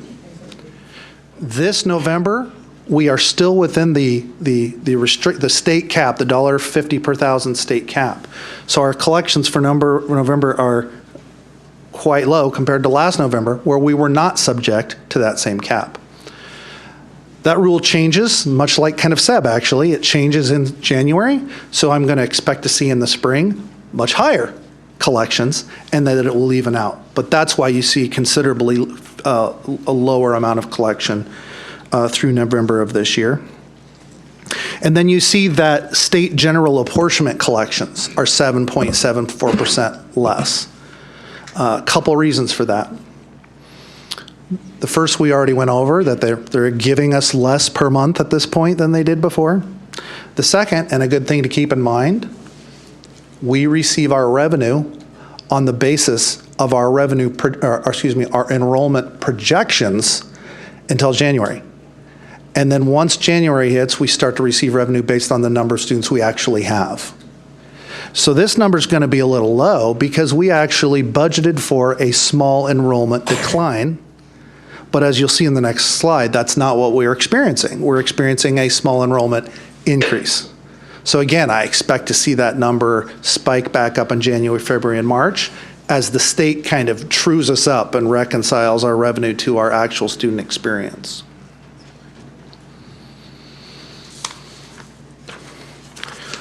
Okay, very valuable information here. This is the same look on the expenditure side. We are 7.28% higher this year, 6.74% higher this year for salaries and benefits November this year compared to November last year. That's almost precisely where I kind of expected to be. I also expected that benefits would be a little lower. They're coming in a little higher, and I expect that number to get even higher, okay, given the sub dynamic, all right? But what's happening at the certificated side, and as you saw in the charts that you have in your packet, we did have our certificated staffing had a slight increase this year, month to month. It's the first time that's happened, you'll see in your chart. So we're kind of recalibrating staffing now that we actually, this will be the first year this last year was the first year we had a positive material fund balance. And so we've kind of earned the right to have some flexibility, if you will. And so you see that reflected in the staffing. And so as I look to project to the end of the year and look at what our profile is, we're at 7% month to month. And what I expect to see that number get a little bigger as we start paying the full board of health benefits in the second part of the year, calendar year. Okay, so remember, you're looking at November data. I actually, just before the meeting, got my hands on some December enrollment data, so I'm going to give you both. So this is telling you that we're actually up 93.27 on the K-12 FTE counts. So as of the December count, we are 126 up December count this year compared to December count last year. So that's good news. We budgeted conservatively, and we're beating it a little bit. That's almost the perfect place to be. Okay, 126. Our caseloads are also up. So we have about 200 more inclusive education students this year than we did same time last year. Similarly, we have about 100 more TBIP students in the TBIP program as we did same month last year. So for the newer board members, a year ago, we went through a kind of major recalibration of enrollment, and we spent the year wondering if that was our new normal and if it would continue to drop or whether we would stabilize. And the evidence here is that we are stabilizing and that we haven't continued to lose students in the way that a lot of the South King County region did at the beginning of the last school year. Okay, so this essentially plots for you on a graph what I just told you, and you can kind of see how this enrollment curve works, where regardless of the year, it's kind of a flattened boomerang look, where we start low in September, it tends to ebb in the late fall, early winter, and then in the spring and summer, you start to get back to where you were in September and October. And that same curve has been true for probably the last 10 years of data. Okay? So at this point, a major piece of information, January will be a critical month for us as a district to understand the financial implications of SEB for our district. We spent a lot of time guessing as to what could be, but some of this is human behavior. Who's going to sign up for health benefits? How many, how many guest employees and so we will learn that in January, and we don't expect that cost to be minimal. I expect it to be material. So I look forward to a robust discussion in January where we kind of see what our new normal is, particularly as it relates to the health benefits landscape. That completes my presentation unless there are additional questions at this time. Anyone might have one question? Slide 7.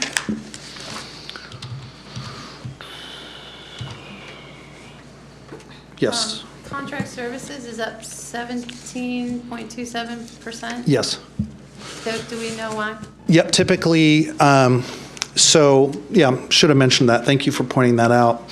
So in my experience, everything in the top of the graph, the expenditures tend to be much more uniform and incremental in the sense that there's only really 2 months, like November and I think July, where payrolls are materially different than any other month. Typically, just other than vacancies or whatever, you can count on a certain amount of stability. That is not true in the bottom, your 5,000, 6,000, 7,000. Particularly for contract services, a lot of our money in contract services is tied up in very large individual contracts. Running Start, for example, is a contract. It's a very large contract. It doesn't seem like it is, but it in fact is. Whether we pay these bills in a particular month will skew considerably, whether it's 17% or down 10%. So the month of payment tends to vary year to year, but as we get into the spring, it really starts to level out. And so I don't necessarily am alarmed necessarily about volatility in contracted services as long as we're within our planned budget for contracted services. But I anticipate that those payments may appear in a different month. Okay, because I did notice on the other slide that our Running Start enrollment is down. Yes. So, okay. Yeah. Thank you. Director Bowman? Mr. Rurick. Yes, ma'am. I'm going to be redundant in our conversation. Okay, I'll give it a shot. All right. Privately, but. Sure. And I really wanted to probably bring this up under the levy, but I think it's critical for me personally to understand, which I don't know why I can't get this through my head, but perhaps it's because I want some real detail that I'm not seeing here.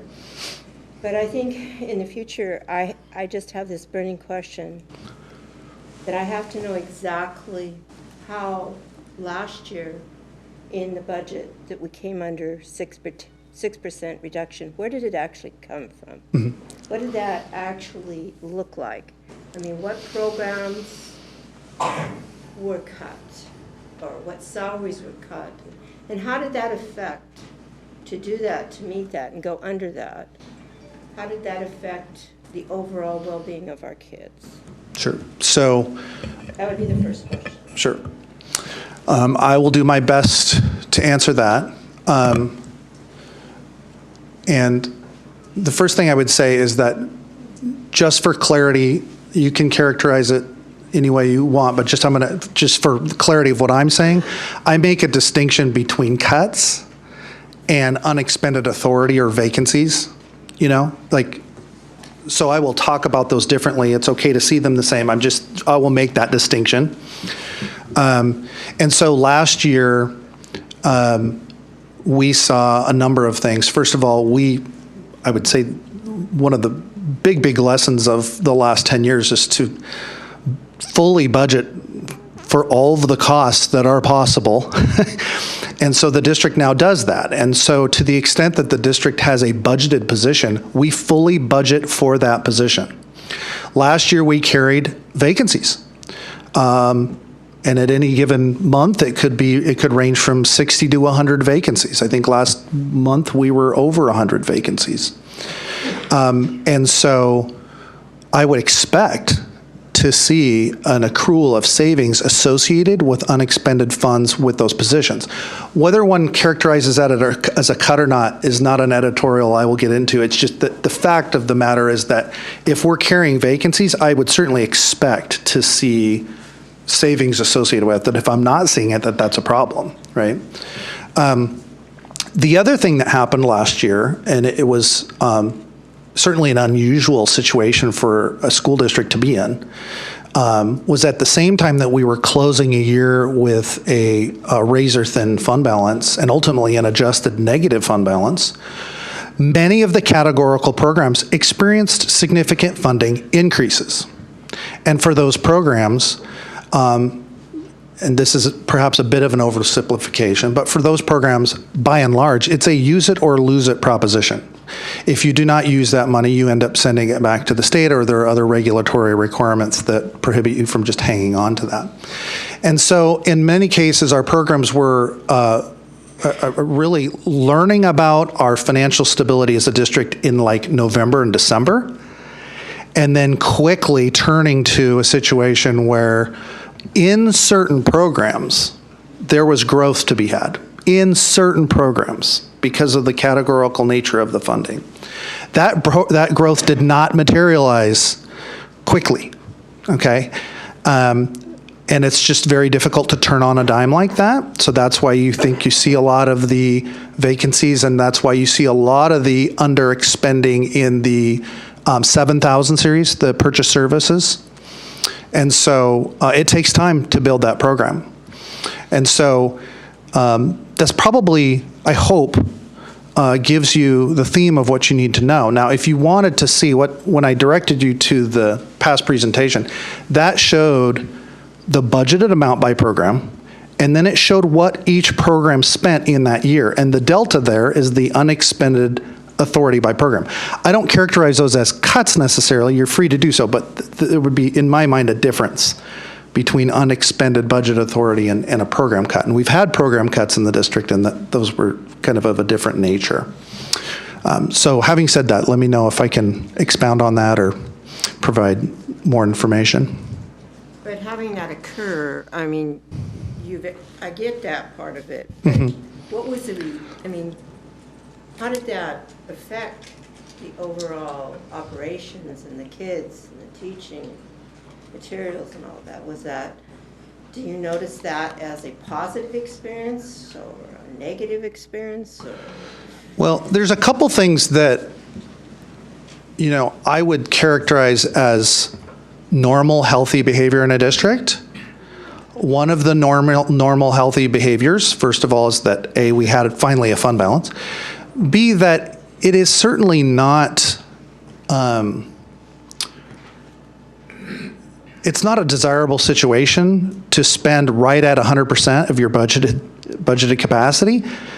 And we should be, as a district, returning to the days where you have a budget and that you underexpend relative to that budget to some degree. That's a healthy situation. That is very typical of other school districts. That was not typical of the Kent School District for quite some time. And so I don't see that part of it itself as being unhealthy or undesirable. I do not want to be in a situation where we end up turning money back to the state or situations of that nature. And so that continues to be something that I am hawkish about. But I'm not trying to harp on this, but it's hard for me. I've worked on all these levies as a private citizen for some time now. And I've worked on propositions in cities. I know how hard it is to get voters to support a lot of these levies and propositions. And when I'm going out in the public and I'm listening to people, they're having a hard time understanding. Getting their hands around how we can go from one end of the spectrum to way over to the other end of the spectrum to make a small thing out Yes. of it, which it isn't a small thing. Yes. And how I am supposed to, I believe in supporting kids in any way we can. I know they need the money, but I also have to be a good steward of this money. And I'm not sure that what took place, I'm just not sure if that's the best way. Are we continuing that model then? Which model would that be? Where you're saying we underspend the budget? I would say that we absolutely should be in a cadence of having some degree of underspend. Almost every school district in the state does. So that would not be an unusual situation. And I think I would leave it to my supervisor or the superintendent or anybody kind of editorialize about the broader public conversation. But I'll say that we have just pulled off a considerable turnaround that, from my staff vantage point, would do more to restore faith than anything else. So we went from a situation where we had negative fund balance, the threat of binding conditions from the state, and relying upon an interfund loan, to finally complying with the board policy, which for a long time was viewed as voluntary. And so I view those things as good. I hope we all, that I would assume is kind of an assumption. And so I wouldn't want to lose sight of the fact that I think everything that materialized last year shows the community that we can, in fact, be much better stewards of the public dollar than we have been in the past. And that is evidenced, I think, in so many ways, not the least of which was reviewed by Mr. Pressing, in terms of how our external partners saw the improvement and changed our outlook and our bond rating. So more than that, I would probably have to defer to my boss, and the superintendent gets to be a little more philosophical, but just on the facts, I'm having, I would view the progress as significant, and I think that external partners have seen it that way as well. So I appreciate the commentary, and I understand the questions that have arisen. I know that when Mark Pressing was here, he spoke to the evidence of improved financial status, as evidenced by Moody's bond rating, and I know that Director Bettinger, your analogy of a grade was. I understand the rationale for that analogy. I would offer another way of analogizing the relationship, not necessarily a grade, but I look at it as if I look at my own personal fitness, and if I am attempting to improve my health, or dare I say, lose weight, it doesn't happen overnight. It doesn't happen in as quick of a turnaround as we'd like. But when we see evidence of that, while it may seem inconsequential, it has to happen in small increments over time. Something as significant as a school district's fifth largest school district in the state, our budget, where we were versus where we are now, as Ben mentioned, is significant.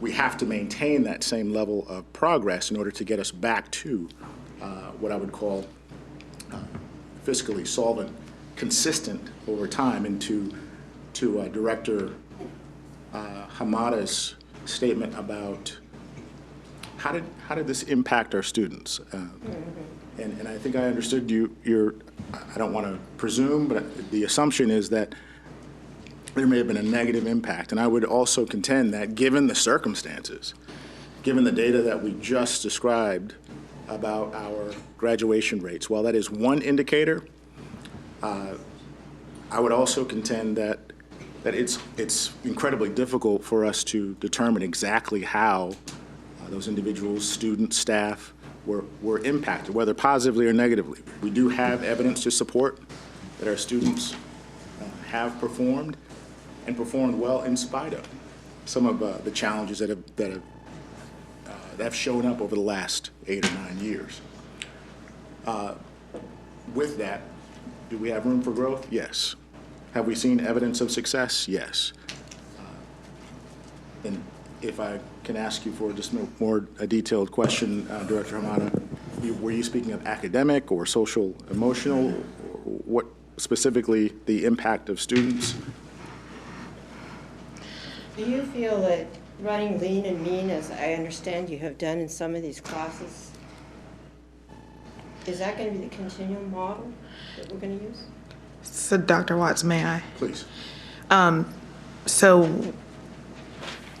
A couple of things. So in terms of spending and whether or not we are running exactly razor's edge to our budget or operating at a budget deficit, for several years, Kent School District ran a financial operation that ran at a deficit, meaning that we did not necessarily overspend our budget, we overspent our coffers. And that's how we ended up with a negative fund balance. We not only spent our revenues, we spent deep into our savings. And so, yes, there was a point in time where there were cuts made, and that happened in the 17-18 school year.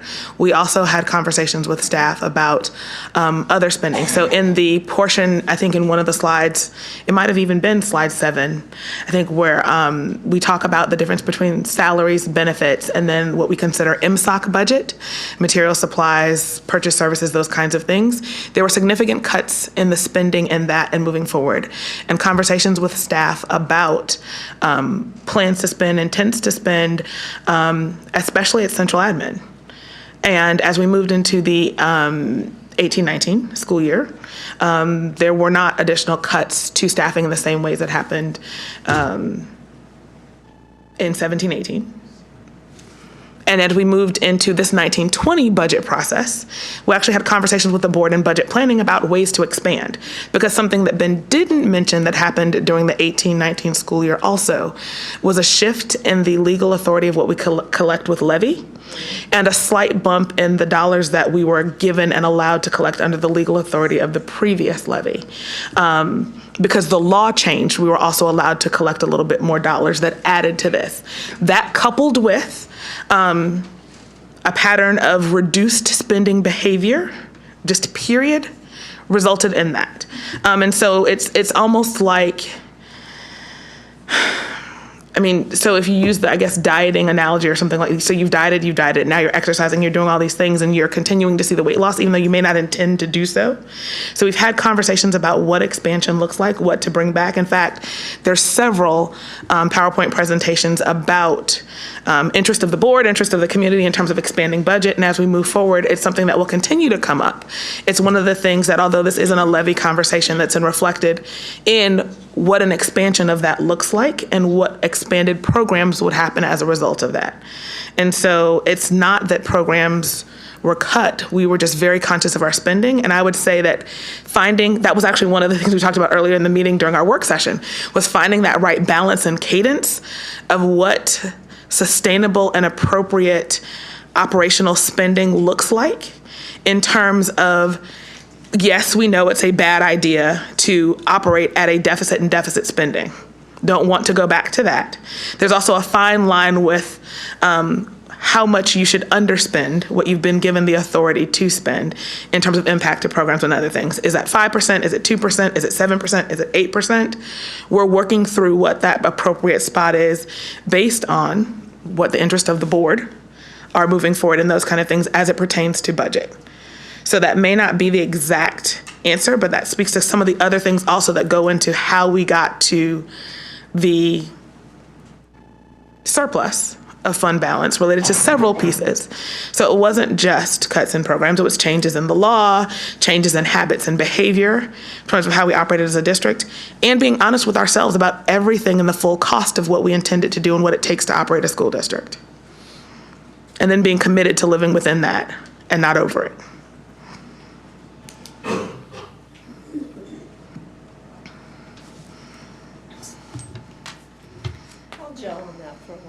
So if I may, when you talk about the diet, I saw that in the Peach Jar flyer. I'm a parent, I get the Peach Jar flyers.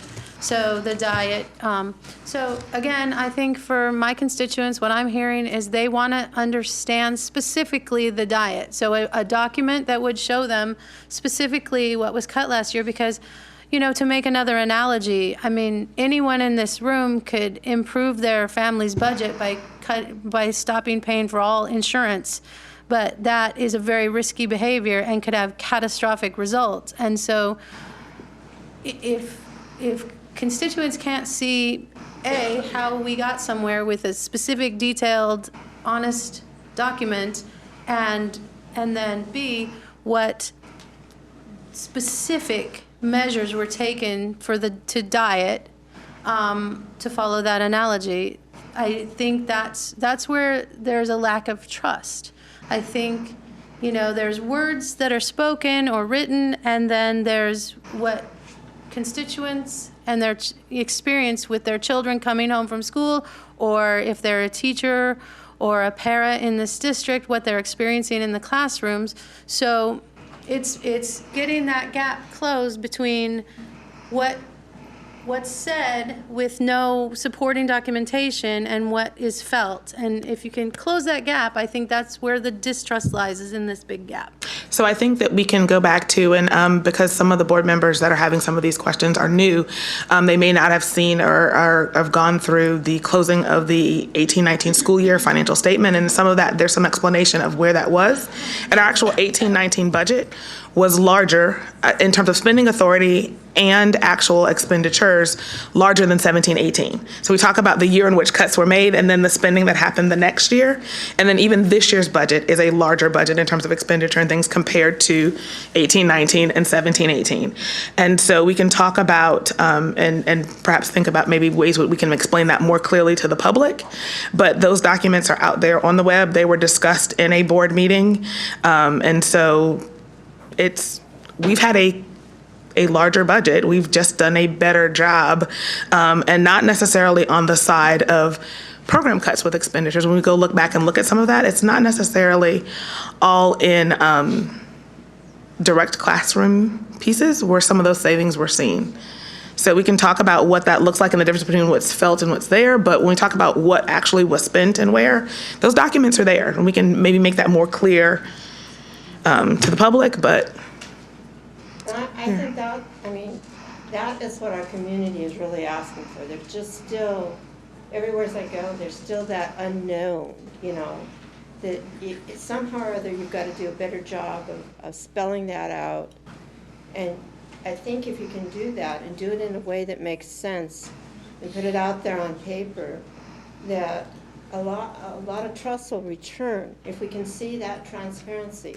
I mean, I watched at home a work session where board members who had been on the board for quite some time, Dr. Watts directed to them, did they understand what went wrong with the funding and the budget? They went around the room, the board members didn't know. So I can't speak to, I'm just saying, I mean, and I'm not going to sit up here and not know. I mean, I've got to know. Exactly. So, can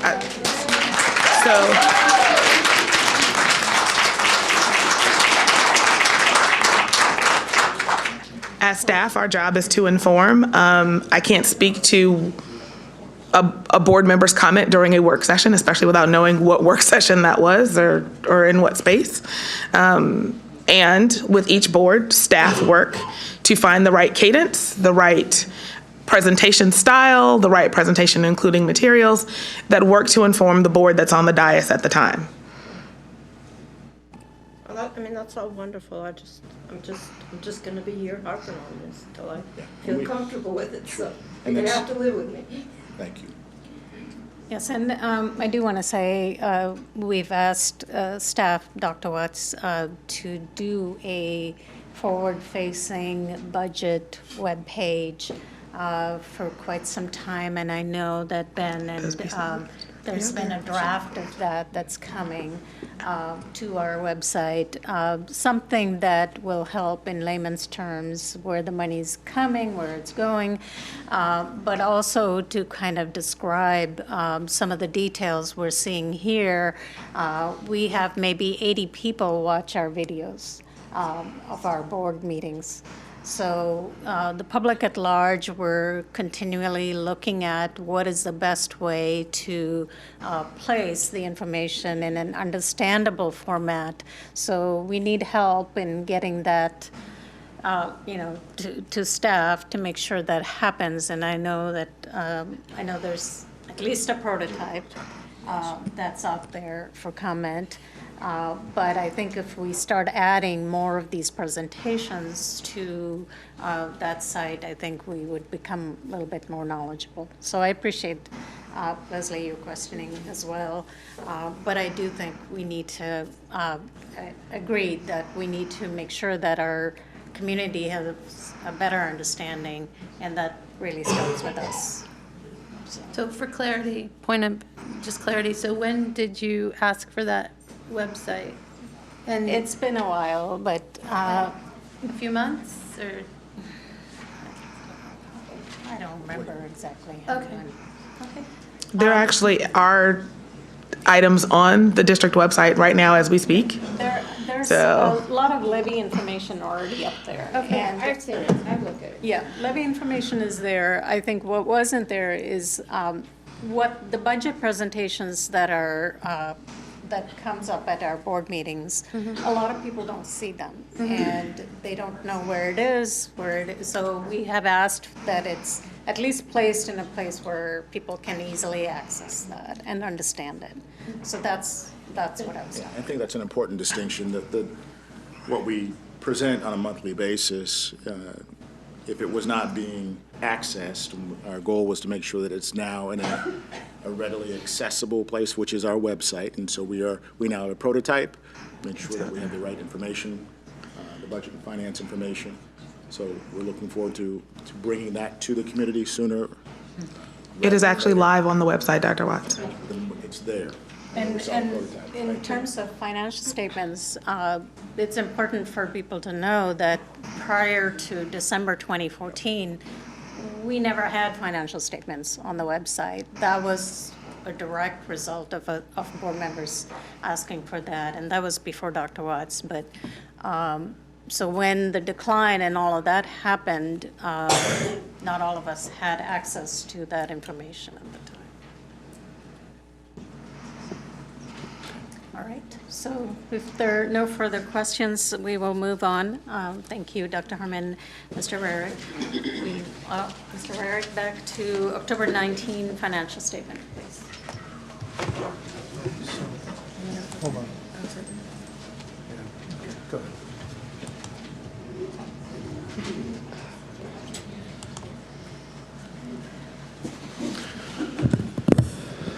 Okay, so typically I just review the budget status update, and then I'll answer questions if people have them about the financial statement, which was actually 1 month prior. See? So I already presented to you the data through November. This is through October.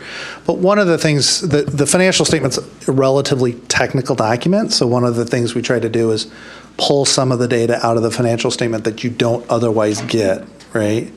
One of them is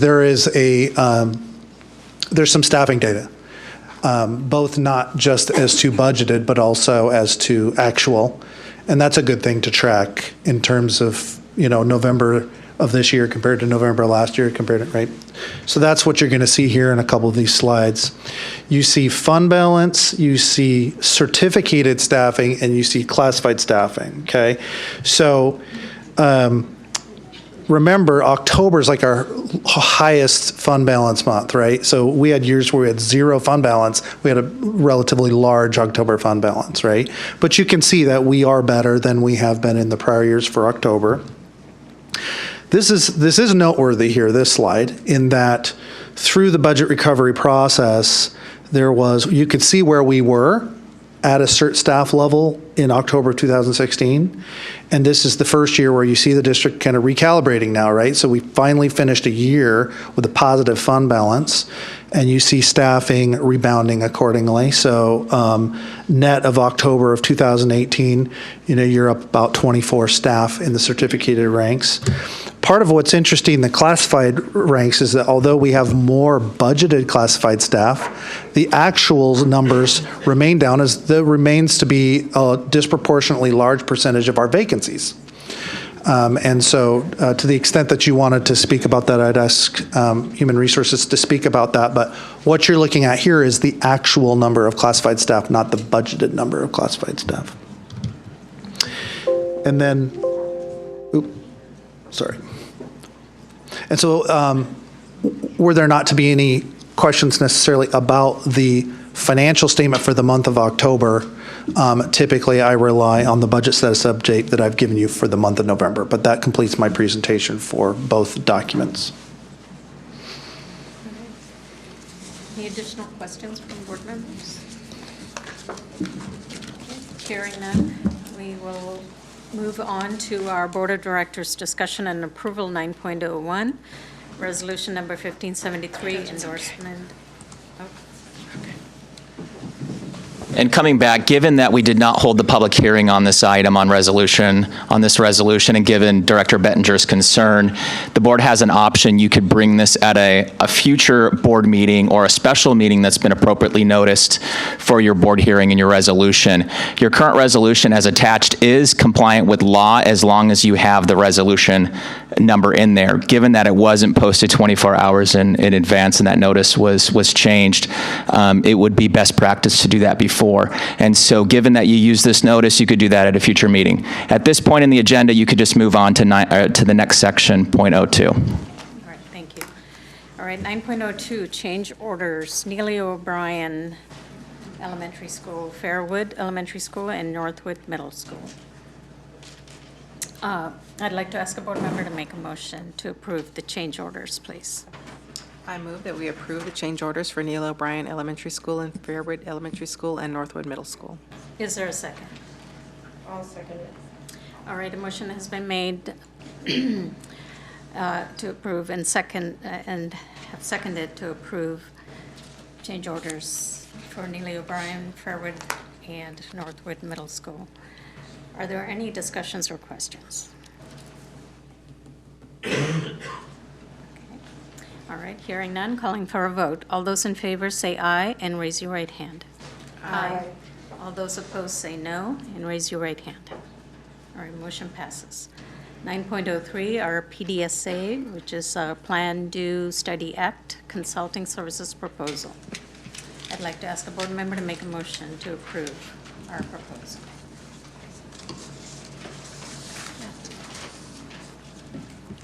I move that we approve the Plan, Do, Study, Act Consulting Services proposal.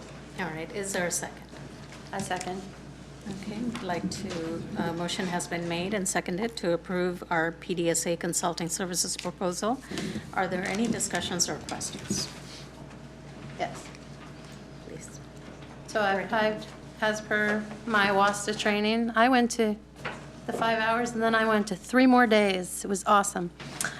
So these questions I've already submitted and I'm asking them in public as per WASTA best practice.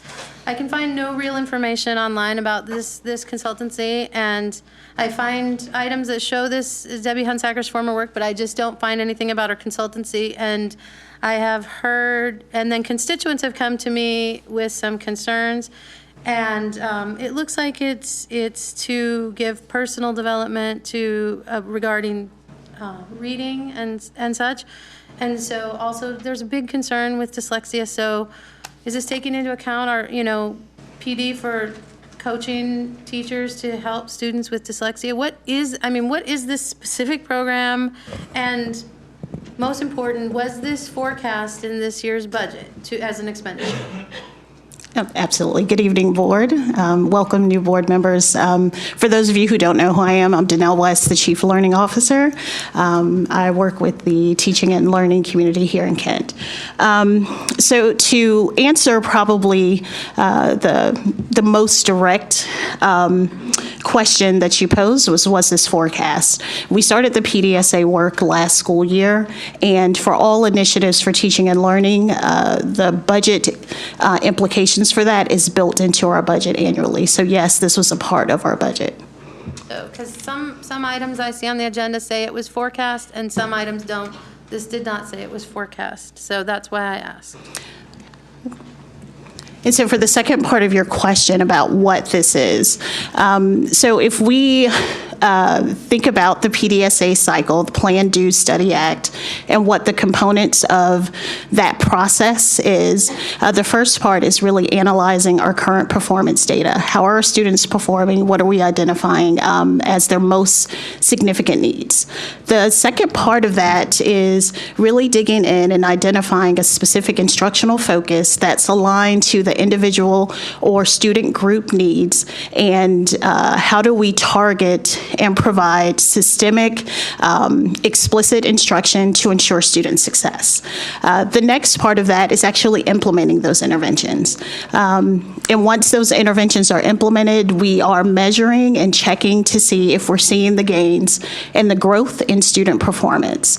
The last part of that cycle is actually making adjustments. And a part of this, if you are familiar with our multi-tiered systems of support and how we have different intervention resources and structures for students to ensure that we are meeting them where they are and helping them grow, this aligns very tightly to that model. And what Debbie's work does, it focuses on first understanding the process. Now, we all know that reading is possibly the biggest lever. Ensuring that our students are fluent and proficient readers is important. And that is a key area of focus for our work for this year, looking at our data, where our students are, and at the same time, in our effort to prepare to comply with the recommendations from the dyslexia regulations. So does this support our dyslexic students or students who are at risk for having indications of being dyslexic? It absolutely does. If you are familiar with the literacy model for students with dyslexia, is structured literacy. And without getting into the technical terms of what all that includes, the key pieces of that is that it's systematic and that instruction is explicit. And what Debbie does is she works with the teacher teams, goes through that process of helping them identify relevant data that will help target the specific needs of students. And then what she does is a little different from other consultants that support this work, is that she actually has tools to support the specific skills and strategies that teachers need to ensure student success. She is working with one of our schools in the district and has been for the past year, and the impact of that work is incredibly significant. The gains that we've seen in student performance, and even some anecdotal conversations that I've had unsolicited from teachers who are part of that work at the school, it just really shows a growth and a consistent effort on doing what's best for kids. Do we have that contract from the work she has been doing? I do not. I'm sure we do, but since the contract came from the school, our team doesn't necessarily oversee the individual contracting services that happens at the school level. Okay, and again, I don't think I got a clear answer. Was this planned and forecast in this budget? Was Yes. this dollar amount specifically planned for in this budget? Yes. Okay. And then I see that we've got consulting services, and it's 3 consultants per month, December 19 through May 2020. That's like $9,625 per month or $3,208 per consultant per month. How many hours do they work per month? So, I can actually give you that. Was built into their rate. They're here 2 days a month. And let's see, the total number of hours per month. Let me just find that number. So like 40 hours a month? Approximately 24 hours per month per consultant. 24 hours per month per consultant. So Yes. even like working 40 hours a month is like $80.20 an hour, okay? Okay. I just feel like because there's no presence I can find online, and there's just was not a lot of information posted online, and the board members didn't have access to this. I mean, I don't know if did you see other things? I don't know if the other board members saw anything. I just feel like I don't feel like I have enough information on this personally, and that's all I have to ask. Okay, and I'm more than happy to provide the specific breakdown of cost. I would also encourage the opportunity to maybe go out and visit the schools where this work is being implemented. I can share her website is drivingreaders.com. I can also provide maybe a copy of the text that she uses, and I can have the principal who's been doing this work potentially reach out, or maybe we can coordinate something where they're able to speak with the board specifically around this model. That's something we'd be more than happy to do, and I thank Danelle for your work. This is an opportunity for board members. We've had this conversation in the past to see what's happening in our classrooms, because sometimes when we're looking at data sets like dollar amounts, it can be out of context. And so there is incredible work taking place in our schools, in large part due to the Plan, Do, Study Act. So we'll circle back on a more precise plan of how we can give you a little more context. Thank you. Are there any other questions? Just sign me up. I want to go and see how it works. So at this time, we'll withdraw the motion. It sounds like it's not.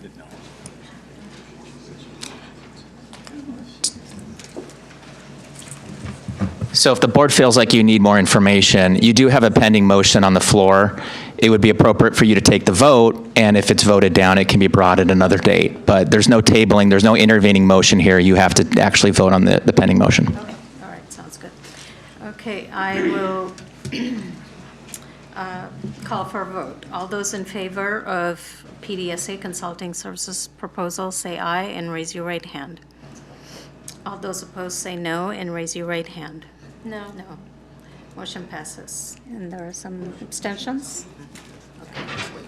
Do we then move to have this come up at another board meeting? Sorry, No, motion failed. so motion fails, so point of order there. But then this would, the board will certainly reserve this to be put on a future agenda. You don't need to take action now. It can be put on the agenda for the next board meeting. Thank you. All right, we will go to 9.04, Instruction Materials Committee Adoptions. And I'd like to ask a board member to make a motion to approve Instructional Materials Committee Adoptions. I move to approve Agenda Item 9.04, Instructional Materials Committee Adoptions. Yes, is there a second? I second. A motion has been made and seconded to approve Instructional Materials Committee Adoptions. Are there discussions or questions? Yeah, part of that, I saw the advertisement that the Seahawks were promoting a program at CAM, kind of like a pilot, just what I saw on the advertisement, which I thought was a great thing to see men who people and kids can identify with going to schools and present some African-American history on top of it. However, I have a few questions regarding that. I think I spoke with one of the principals today, and I understand the material was vetted by the social studies group to bring it forward, and it's just going to be as an additive if the teachers want to add it to it. It's not going to be a credited class. So I kind of felt good about that, but I'm wondering, in connection with the company that is putting this on, are they actually, you know, when the kids are signing up for this, how is the data handled that the company is that's putting it out there? It's not the Seahawks. It's what, EFI or something? And they have some kind of a background of finance along with other stuff they do at school. And I'm wondering if that data that they're getting from the kids is private information, or if they're being able to accept that information and perhaps use it.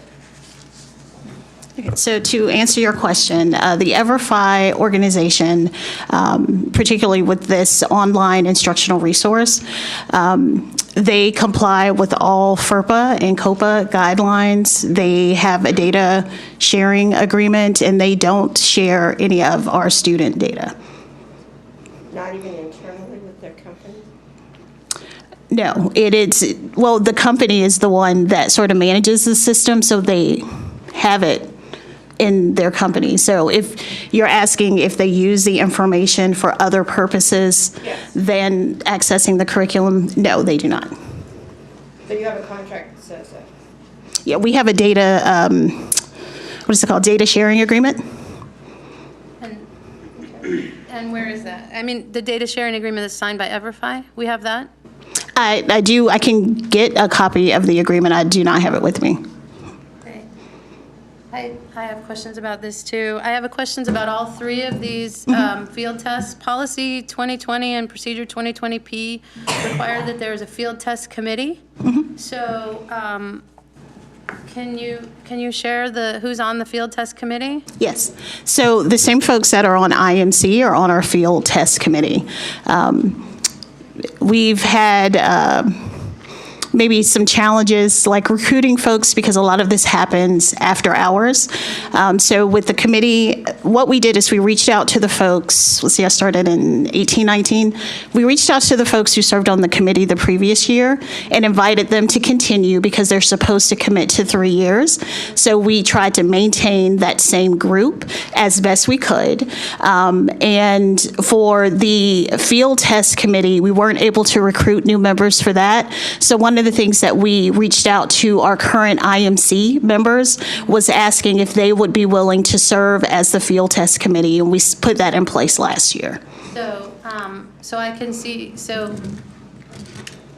I can get a document that shows that the field test committee reviewed all three of these, the EduCurious, the Naglieri gifted test, and the 306 African American module from EverFi. So they reviewed all this, because policy says that it has to be requested with a form. Yes. And then it has to be reviewed. So I don't feel like I have enough information that was attached to the agenda item. I didn't know who was on the field test committee, and I didn't see the forms that were submitted to request it. And then, my concern is, have all these 3 field tests gone into the schools already prior to board approval? EverFi has started. The board is not required to approve field tests. We added this to the agenda in the spirit of being transparent with everything that came out of IMC, just so you were aware of the field tests that are happening. The field test isn't required for board approval, but we did want to communicate that we had gone through the process for these items. Okay, I must have misread the policy because I thought board approval was required for those policies. So, okay. Did I fully answer? Do you have that fully answer your question? Well, I don't have enough information personally to make a vote until I see the requests and the review from the committee, the field test committee. Is that something you have, do you have your computer here and you can bring it up? I don't, and my office is in the other building. So I don't have it with me. I did not bring it to this meeting. But one thing that I think it's important to make a note of, specifically with our middle school science resources, our the resources that we're using for middle school science are about 20 years out of date. So we were looking for an opportunity to pilot some resources, and as a part of that, there's pretty significant professional development that is provided to our teachers so that we can begin to build some support and resources to support our science teachers in middle school. I don't know if... All right, are there any additional questions, comments before we take a vote? All right, hearing none, calling for a vote. All those in favor of our Instructional Materials Committee adoptions, say aye and raise your right hand. Aye. All those opposed, say no and raise your right hand. No. All right, motion passes. Okay, moving on to 10.0, our consent agenda.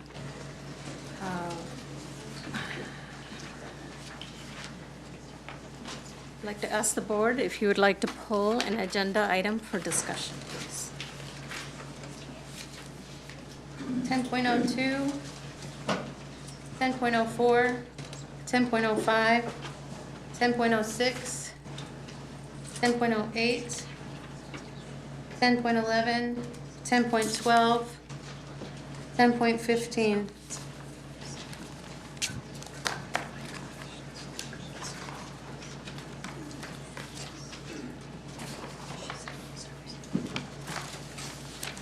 All right.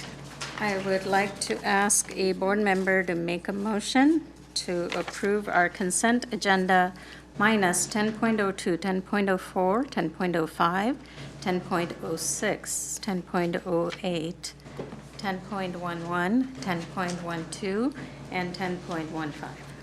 I so move. I second it. All right, motion has been made and seconded. Are there, I will start, Ms. Bettinger, 10.02, please. Director Bettinger. Take a vote. You take a vote on the pending items, thanks. All right, all those in favor of 10.0 consent agenda minus the items listed, say aye and raise your right hand. Aye. All those opposed say no and raise your right hand. Okay, motion passes. Okay, now 10.02, Ms. Bettinger. Director Bettinger. My only question is there was, during that meeting, a document was amended with the goals, and last time I looked, there wasn't a finals goal document online on the agenda, so I just wanted to know where the final goals document is.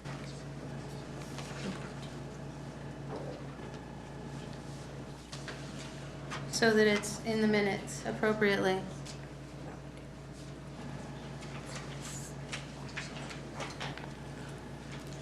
So, just for clarification, so the minutes are what happened in that meeting, not necessarily. Right, and you took a vote during that meeting. You changed the document and took a vote on the changed document. Correct. So before I feel comfortable approving minutes, I would want to see that final approved document that you voted on in the minutes. The minutes just reflect what happened in the meeting. I'm sorry, in the agenda item. So like if, I guess I'm not making myself clear, but it's like after you made a vote, you amended the document, and then you took a vote, and then that new document wasn't uploaded to board docs. So my question with the minutes is, without seeing the document that you actually voted on. We didn't take a vote during that meeting. We're voting the minutes, not the document. You Right. voted to approve the document?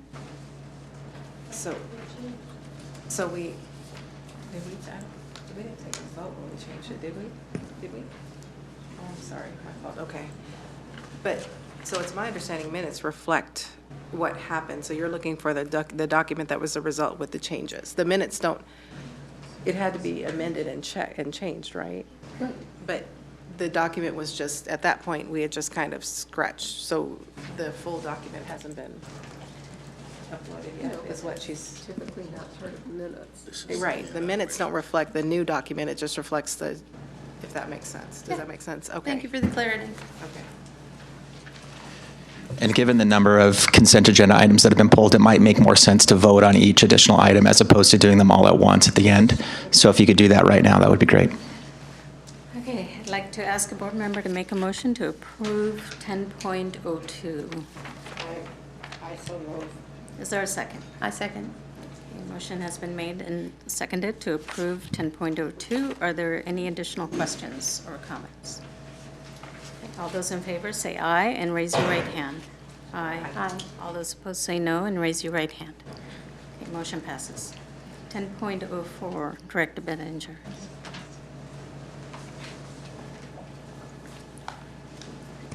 The reason I pulled this is the document that I could see in board docs would look to be incomplete and not filled in all the way. So it just seemed to be missing a lot of key information. So if you could bring that document up, it's like right there, so we can see it, because it just didn't look, I didn't feel like I had any complete information. That is correct. What we're asking for is for approval to complete the application. So the purpose of bringing this item forth is to gain approval from the board to move forward with application for the inclusive practices pilot. Okay, but without it being filled out, I mean, I understand that, but even without the boxes checked or anything written, so I know what exactly it is, I don't know, it just seems Share some. So the way iGrants works, once we start putting information in, and I've had this happen before, sometimes they assume it's complete and will submit on your behalf. And we want to make sure that we have your approval before we actually begin this process. The details and work that will be a part of this grant is in the narrative.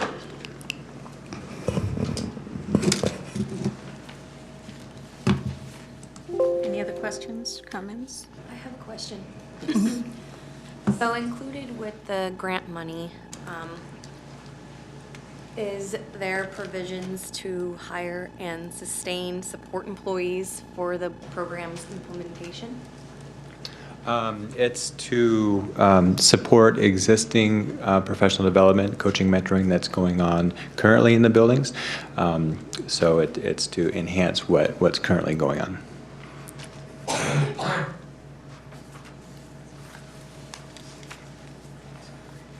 All right.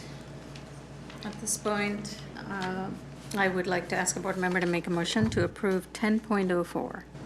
I so move. Is there a second? I'll second. Okay. If no additional questions or discussions, I'd like to call for a vote. All those in favor say aye and raise your right hand. Aye. All those opposed say no and raise your right hand. No. The motion passes. 10.05, Director Bettinger. Yeah, there's some deadlines contained in this. So there's a 10/31 deadline, an 11/27 deadline, and then next year 4/10 and 9/4. And there's a lot of specific reports, and there's a really stringent requirement for 90% participation, et cetera. I just want assurances that A, the first two deadlines have been met, so that funding is obtained, and then what plans are in place to make sure that we don't miss any deadlines and that we reach the 90% and we don't lose out on funds. Absolutely, members of the board, President Van Gosselin, Dr. Watts, Ms. Howley. Again, welcome to our new board of directors. Yes, they have been met. We've actually received payment for the first two. The way we receive payment is to, first of all, set up the contracts. This is a revision of the initial $70,000, and it's an addition that gives us up to about $210,000. Actually, it's less than that with indirects, and that's posted in one of the documents. And how we are going to make sure it is For the next 2 dates, we actually have a refugee liaison that works within our student family support services, who actually is required to turn in paperwork on the services that each of our qualified refugee students receive. And without that, you don't receive the next, or which is the third payment. And then the final one, what's required with that is evaluation of the supports that those students receive and the impact they got. Thank you. You're welcome. All right, I'd like to ask a board member to make a motion to approve 10.05. I so moved. Is there a second? Second. All right, thank you. Are there any other discussions or questions? Hearing none, calling for a vote. All those in favor say aye and raise your right hand. Aye. Aye. All those opposed say no and raise your right hand. Motion passes. 10.06, Department of Ecology Electric Bus Grant Application. Director Bettinger. Okay, this one is, I have a lot of questions. This is very costly. This is like, this is free like 2 boxes of kittens and a litter of husky pups. How many diesel buses do we currently run? Hi, directors of the board. I'm Justin Dennison, Director of Transportation. Hi, we have 155 school buses, and they're all diesel except for 21 compressed natural gas buses.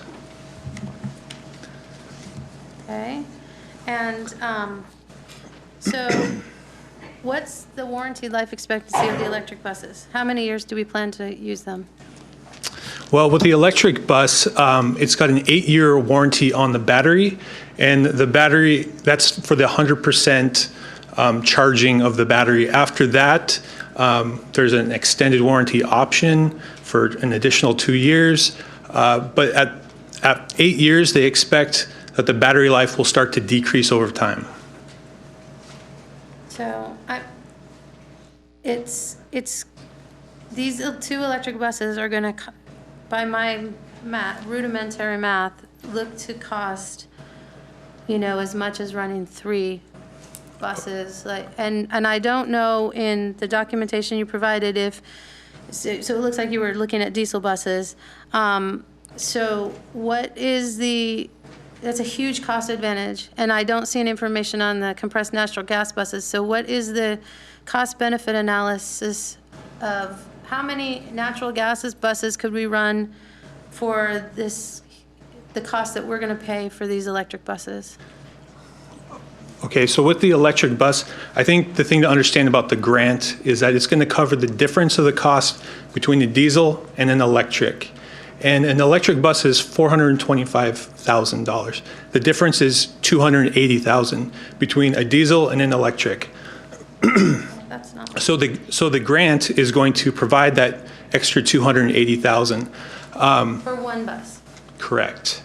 But we have to buy 2 buses for the grant? No. So we will get up to 3. The maximum award is 3.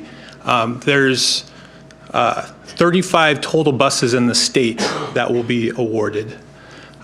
So the extra $280,000 to get into the electric, then there's the infrastructure cost, which is the charging station. The grant allows us to use the leftover from $325,000 total per bus for the charging station. And then in addition to that, Kent would use $145,000 out of the TVF fund. But the state is going to reimburse us at the cost of the electric, which is $420,000. But are they going to reimburse us for the $100,000 battery cost to replace the battery? Not necessarily.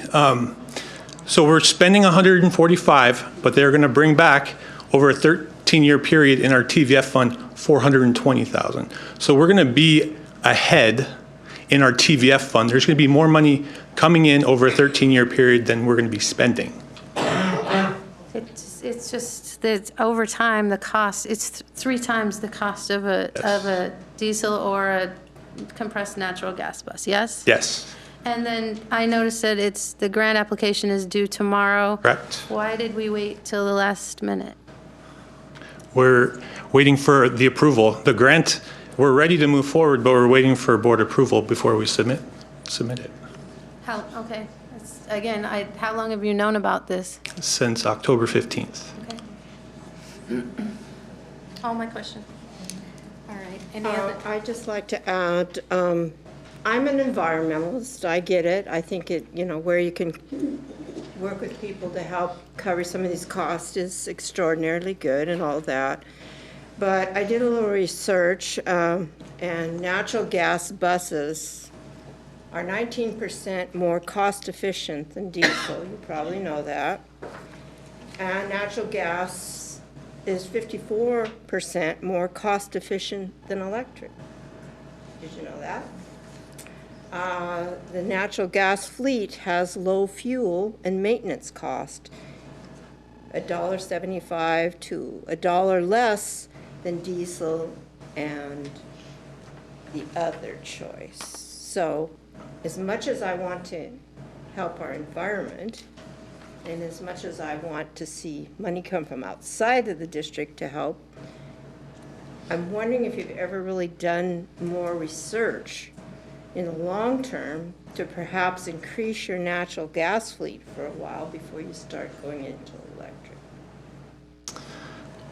Well, this specific grant is only for electric. Right, I understand. And so this opportunity is the only one of its kind that's happened so far for the state of Washington. So after checking out the opportunity and looking at the cost over time and the fact that we will probably not get this opportunity again to get into an electric bus, given this grant, we felt the need to ask for permission to apply for it. If you didn't have the grant, would you go out and buy electric over others? We would not be able to afford it. Yeah.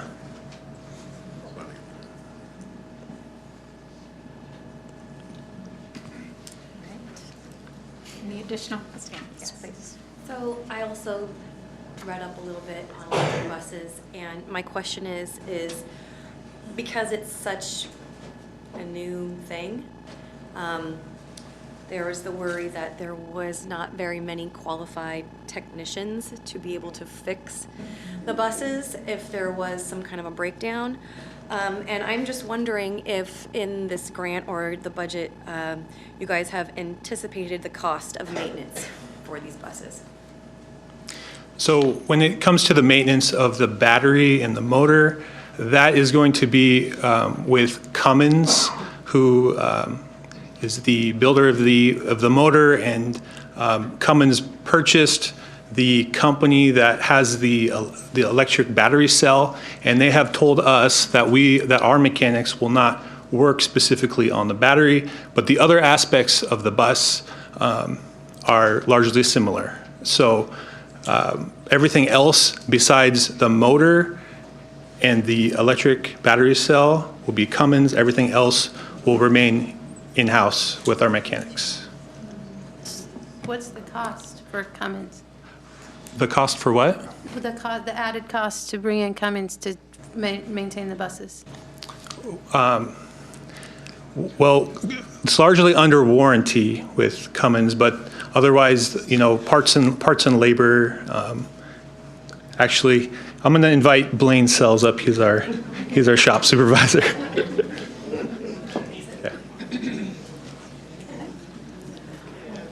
Okay, so now what was the question exactly again? About Cummins?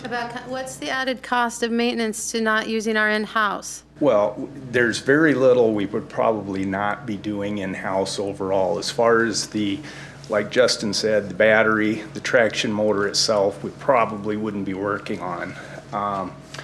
As far as all the routine maintenance, we would, and those are highly electronic, and anytime there's an issue, it goes out through a network and is automatically logged into a computer system, and it comes back and tells us what the issues with the bus is at that point. And then a couple other things that I was thinking about over this whole deal. I gotta catch my breath here. It caught me off guard. since Cummins took over the whole program, our confidence level is good. Before, it was Electric Drive Systems Incorporated that produced that traction system for the bus. And I don't think that we would have been interested at that point. A company the size of Cummins, and we have tons of their diesel motors, so we do business on a regular basis. But with the telematics that are in the bus, reporting the problems automatically, there's not a gigantic learning curve there for us. It's more routine type stuff. And another thing I would elaborate on just a little bit, the money that comes back from the state for reimbursement on those buses goes into our savings account. There's nothing in there that says we have to replace those buses with more electric buses.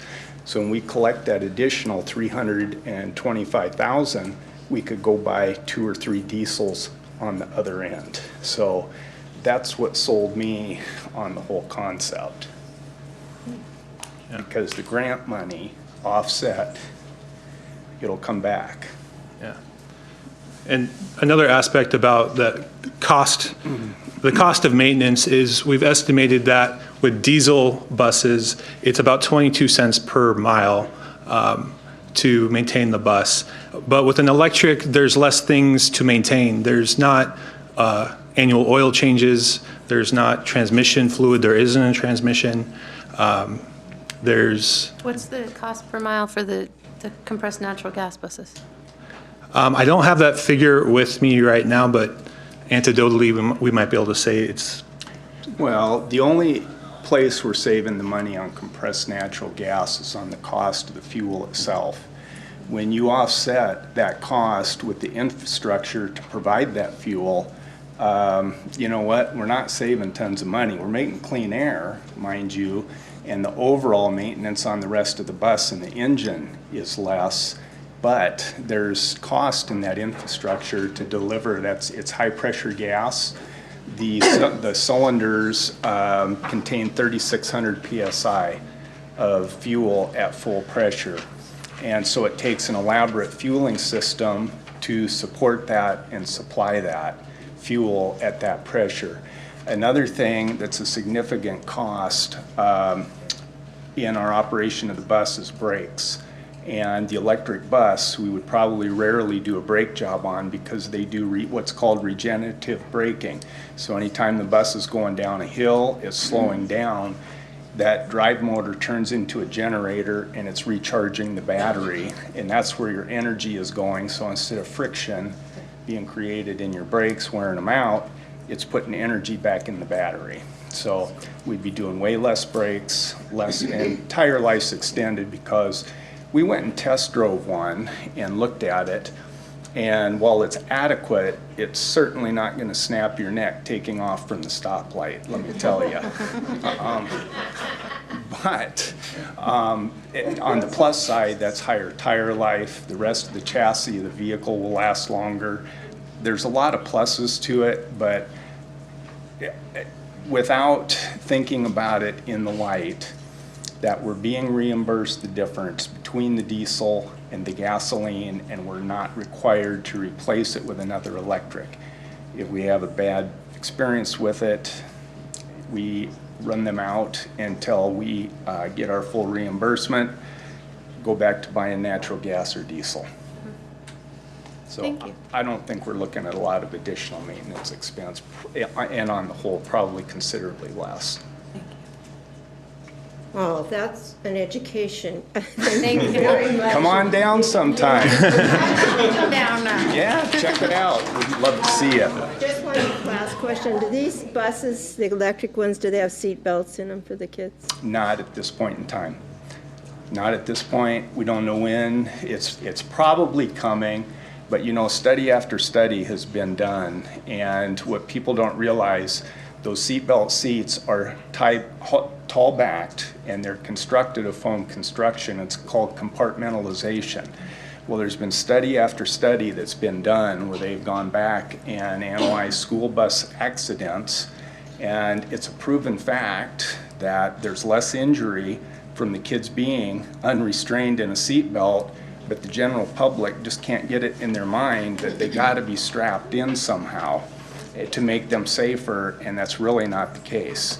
And so the industry is just saying, well, we'll go along with the flow. If they want seat belts, we'll give them seat belts. Thank you for the education. Oh, you're more than welcome. Thank you very much. Is that all the questions? Yeah. All right. At this time, we will take, ask for a motion to approve 10.06, Department of Ecology Electric Bus Grant Application. I so move. Is there a second? I'll second. A motion has been made and seconded to approve 10.06. Are there any additional questions or discussions?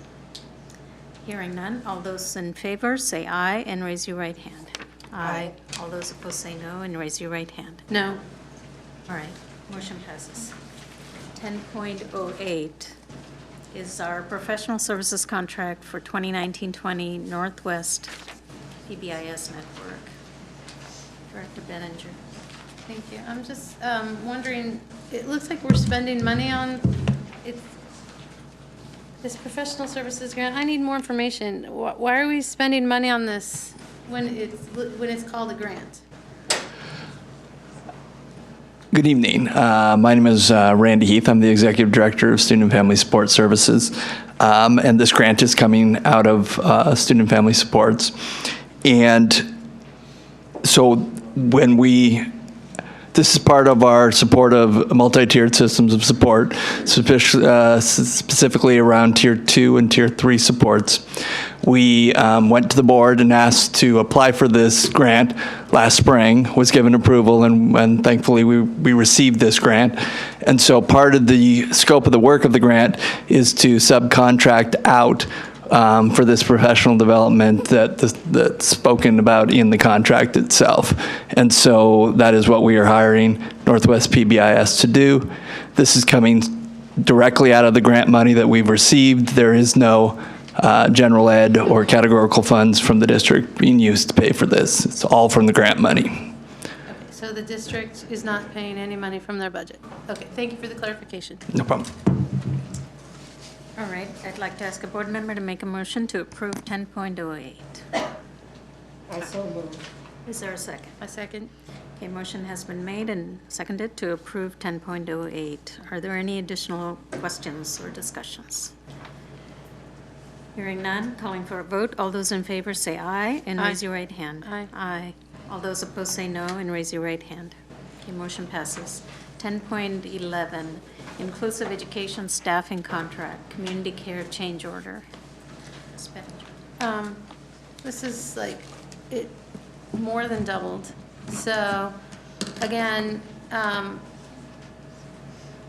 just have questions about why it doubled. And then, you know, when we looked at the budget earlier, there was an increase in contracted staffing. So did it increase because we are not able to hire regular staff? Why did it double? Hi, it doubled because we have students who moved into the district as well as students who our IEP teams have identified as needing these services. So the services identified here are contracted behavioral technicians and BCBA services are identified in specific student IEPs that the district does not otherwise staff. Okay, what is the cost benefit analysis between doing, contracted staffing versus in-house staffing? In terms of the cost benefit, we would look at whether there's a sustained need for these services. And so what we've noticed in some of the trend data is we don't have a good perception around when students move in and when they exit who require these specific services. So it makes sense to contract for them rather than attempt to direct hire. We also do not, to this juncture, have an in-house staff for behavioral technical services. This year, we finally hired board-certified behavior analysts that can fulfill some of the supervision responsibilities. And so we've been able, in our contracting, to start working with vendors that don't also have the payment component around the oversight of the services. So we've been able to to put the supervision responsibilities under our BCBAs and thereby cut out kind of that additional cost of BCBA supervision. So we're just paying for behavior technician services at this juncture. Thank you. All right, any other questions? I'm curious, you've already used this system for a while, right? With smaller amount of children? Could you clarify the question for me? The work that has been done, you've already received some of the work that's been done. You're just increasing the number of kids, right?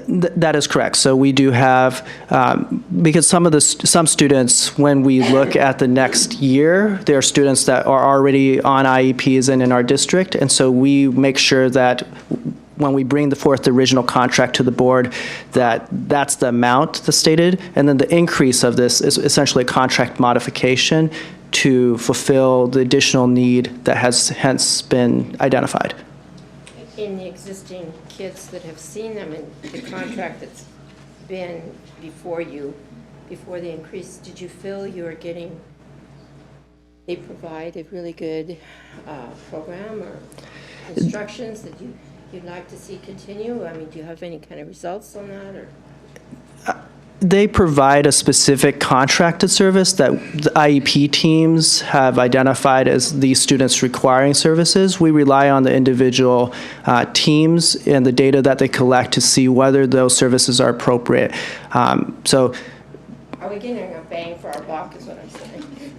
yes and no. I think anytime you contract out for services, you need to continually evaluate whether they're appropriate market rate. That's why in part of our conversations, we've also looked at what services are appropriate for us to bring in-house. So one of those is what I just mentioned with Director Bettinger around trying to bring in those BCBA services in-house, because those are something that we know they can serve supervision responsibilities, and looking at our data set historically, we've never been at a point where we haven't needed to contract out for some level of behavioral technical service. And so I think there's always opportunities for us to look more aggressively around what services we can bring in-house. Do I hear you saying that you're pleased with what they're doing so far? I am. They are fulfilling their contract, so I am satisfied with what they're providing in terms of the contracted services.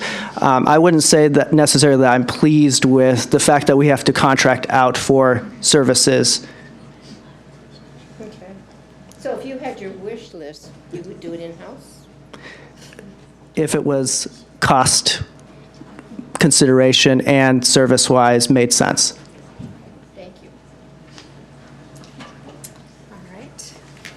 At this time, I'd like to ask a board member to make a motion to approve 10.08. I make a motion that we approve 10.08. I'm sorry, 10.11. That's my fault. I second. All right. Motion has been made and seconded to approve 10.11. Are there any additional questions or discussions? Calling for a vote. All those in favor say aye and raise your right hand. Aye. All those opposed say no and raise your right hand. Okay, motion passes. All right, 10.12, inclusive education interdistrict contracts. Hi. Hello again.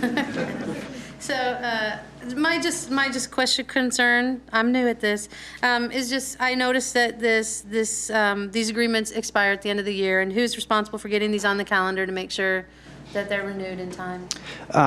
Our team is, the inclusive education team is, and so historically, our budget and staffing specialist in inclusive education and our administrative team have been responsible for making sure these items are put on the agenda. And what I don't see is do any other districts send students to our district? They do not for inclusive education. I can't speak for other teams within our district, as this item is specific to inclusive ed. The purpose of these interdistrict agreements is to render services that we don't offer in-house. So these are primarily DHH, deaf, hard of hearing services, or intensive therapeutic behavioral services. So think of Renton Academy. We don't offer any specific services of that ilk that other districts would contract presently with us for. Thank you. Any other questions? All right, calling for a vote. All those in favor of? I Need a motion. move that we approve item 10.12, inclusive education interdistrict contracts. Is there a second? Yes. Sorry. Okay, motion has been made and seconded to approve our inclusive education interdistrict contracts. Any other discussions or questions? Calling for a vote. All those in favor say aye and raise your right hand. Aye. All those opposed say no and raise your right hand. The motion passes. All right, final one, 10.15. Okay, I first want to know if there is, can be an initial data column dropped in to vouchers that shows the year-to-date spend to each vendor. That would be incredibly helpful. I can't promise, but we'll do our best to make that happen. Thank you. And then I have questions. I mean, the microcomputer systems, that's the micro K-12 that, you know, when that came up, we never saw the contract. That's over $500,000. And I just didn't see a contract. There's another expended spend to Macro Z Tech company for $250,000. And again, where's the contract? Blazerworks agency staffing. So if I could stop for just a second as you run through those, they are separate pieces and they have, the answer to that is different agenda items in previous board agenda. And so for the micro K-12, as you stated, we've kind of gone through that several iterations with the board and with public about those contracts. But the questions around Macro Z, that was a new mention. And Macro Z is, although they call themselves Macro Z Technology Company of Santa Ana, California, they are not a technology company by the means that I think most people would assume that they are. They are actually part of an agenda item from January of 2019. When the board approved a bid acceptance and awarded a bid to that company to build a warehouse structure for the district. Okay. So they're actually a construction company. Okay, and again, I'm not to belabor the point, but the micro K-12, did we ever find the contract? So there are contracts for our different micro K-12 pieces. They do exist. And the district was given authority to spend, and this is the voucher statement of proof that we actually spent and paid them. But at the next meeting, can we see the contracts? So we can ensure that the board has access to those contracts, but if they're not agenda items, there's not a place to put that on the agenda. So I just have to ask for it to be an agenda item. And then the Blazerworks agency staffing, that's about $350K. And again, is there a contract, was that voted? Was that yes. contract voted? So you want to, okay, so that speaks to inclusive, it's an inclusive ed contract, and I'll let them speak to that. Yes, and I'm not sure, do you have on hand when exactly it was approved by the board? We've contracted with Blazerworks for quite some time to provide contractual outside agency staffing to support our inclusive ed programs. So if we did not submit the contract, we can certainly pull that for you. Do you remember which? I don't have that on hand, but we definitely do have that contract. And Blazerworks is essentially a master contract for other sub-vendors. So they are pass-through for a variety of different other contracting agencies that provide staffing, contracted staffing supports. So think about our unfilled agency teaching staff and our otherwise unfilled nursing staff, or et cetera. Okay. And it was approved on the October 23rd, 2019 agenda. So the original contract is posted there, but we could certainly make that available. I can look for it. Thank you. All right, any other questions on vouchers? All right, I'd like a board member to make a motion to approve 10.15, please. I so move. Okay, is there a second? A second? Motion has been made to approve and seconded to approve 10.15. Calling for a vote, all those in favor say aye and raise your right hand. Aye. All those opposed say no and raise your right hand. Motion passes.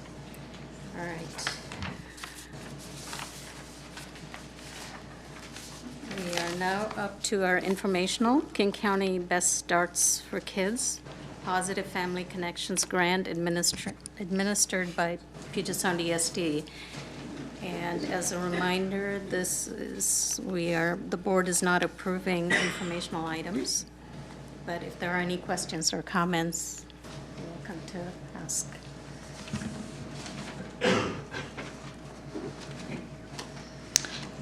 I give the reason why this is on the agenda, just so you're aware. Under our current grant policy in the district, there's not really a place for grants where the district is not the fiscal agent. And so in this particular instance, what is happening is there's another organization, so our Education Service District, that serves the vast majority of districts in King County and Pierce County, and they provide professional development supports and those kinds of things. They already have an existing MOU that's been in existence with Mill Creek and Meeker since 2016. King County, as an agency under Best Starts for Kids, offered a grant, and they are actually the requester of this and the receiver of those funds. They just want to use those funds to support programs that are happening at Meeker and Mill Creek. But because there's not really a space for how that happens and all of those pieces, this was just more of an awareness that grant has been applied, spoke with the principal, spoke with the EDLI, everyone's on board, and just wanted to put that out there. All right, delivery truck bid process to commence December 2019. Any comments, questions? All right, hearing none, we are moving to our 12.0 communications, communication from the audience.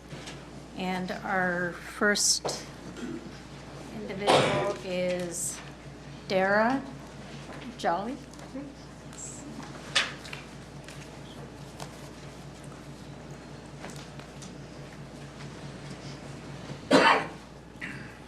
Last time we had a microphone. Okay.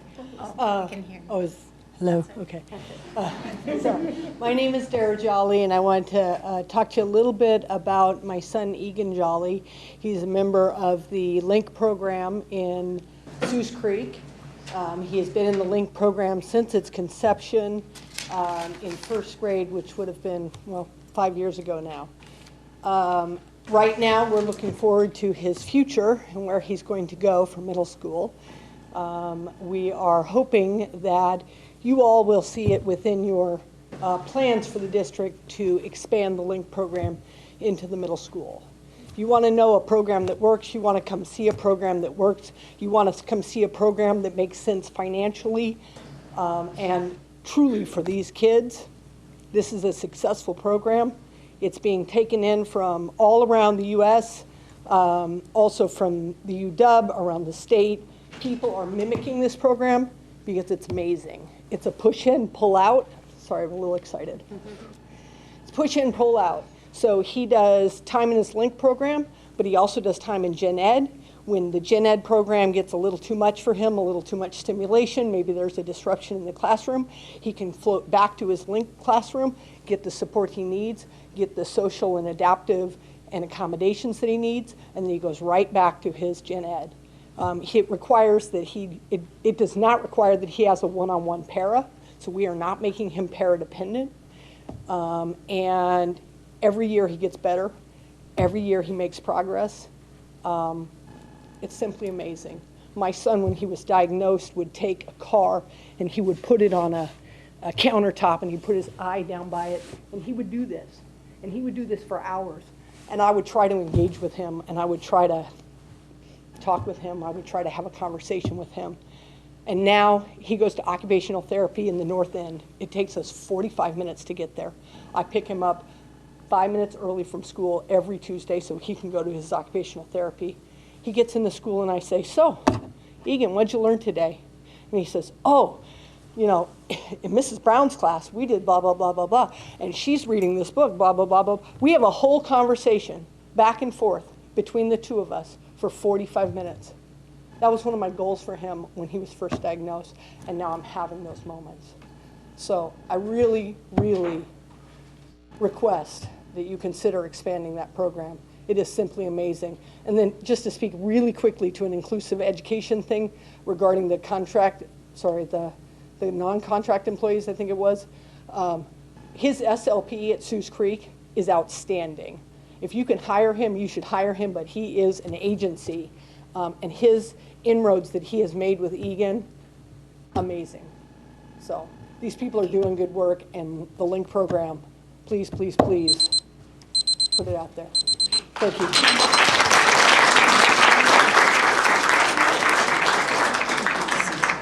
Valerie Lupi Carlson.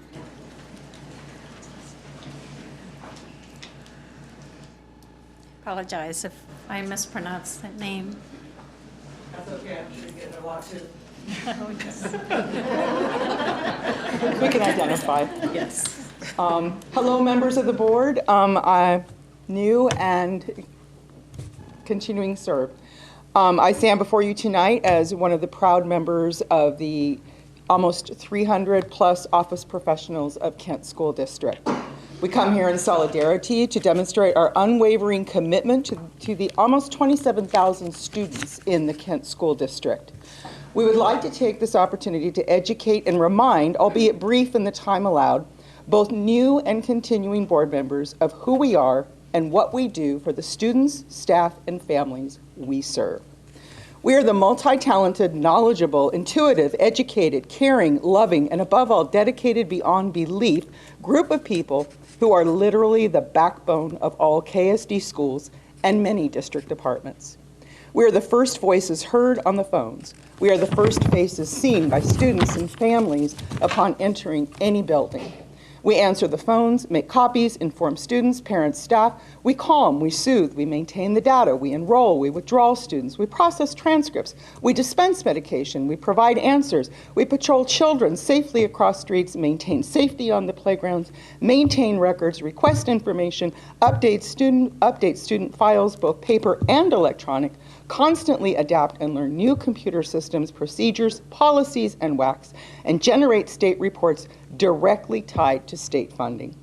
This is but a smattering of how we literally make Kent school districts function every single day. With just this small list of duties in mind, I want you to close your eyes and imagine none of these things getting done. Just imagine a day where the phones ring incessantly, the playgrounds are unmanned, crosswalks are not patrolled, attendance not taken, medicine not given, enrollments not entered, transcripts not sent, report cards not generated, and finally, answers not provided to the myriad of unending questions we field every single day to staff, students, and parents in this district. Just imagine a school without our support. Please think about that.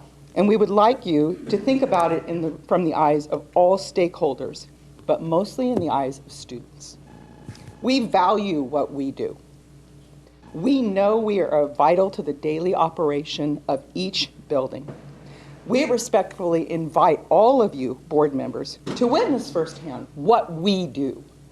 Come to our buildings, our departments, and observe our daily interactions with all district and community stakeholders. We welcome the opportunity to share with you to aid in your ability to fully understand and appreciate who we are, but more importantly, what we mean to this district. Thank you and good night.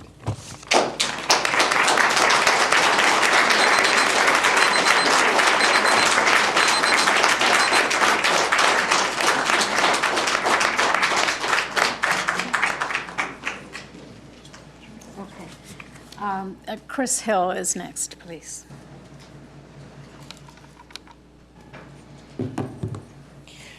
Good evening, Dr. Watts, members of the school board. Thank you for the opportunity to speak. And thank you to our new school board members for your willingness to serve. I'm here tonight because it is your first meeting in your new role, and I want to introduce myself officially. I also am here to advocate for my students, who I get up for every single morning, who I am staying up for tonight. My name is Chris Hill. I teach 7th grade social studies at Matson Middle School and 12th grade English at Kentwood. This is my first year teaching middle school and my first year teaching social studies. I should not be doing that.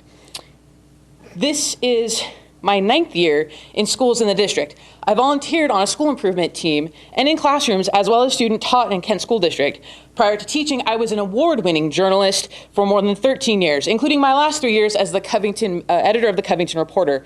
I covered this district from 2003 to 2013. I also currently serve as a KEA building rep for Kentwood, and I'm a member of the union's executive board. I think it's safe to say I've seen this district go through a number of ups and downs over the years in multiple roles. This year, though, the district is on the downswing in a way I haven't seen since the year immediately following the Great Recession. Morale among school staff across KSD is incredibly low. Director Hamada, if you want to understand how things have impacted our students, I'm here to tell you so now. I thought things were bad in the spring of 2017 when the budget issues were revealed and money for supplies were frozen. We couldn't make copies. I couldn't get dry erase board markers. I couldn't get a stapler. I couldn't get, I don't know, anything I needed for my classroom for months and months. I thought things were bad in the fall of 2018 when our teaching staff was smaller after hundreds of veteran educators with master's degrees and national board certification left en masse to the detriment of our students as well as my colleagues who no longer have those educators to tap into. I thought things were bad when cuts to FTE, significant, painful cuts, were announced in April of this year. I was wrong. Those cuts are why I was IVT'd and now teaching middle school. Nothing I had ever planned to do. However, I am a teacher. I am flexible. Right now is the lowest I've seen in my time in and around KSD. We are seeing the reality of the cumulative effect of the mismanagement of this district. Classrooms across the district are packed. I come to understand that 32 students in a 7th grade social studies class is normal. That is a violation of our contract. It is not normal, should not be normal to have 32 7th graders in a classroom. Students are not getting the time, attention, or support they need from my colleagues. As a result, they are not getting the education they deserve.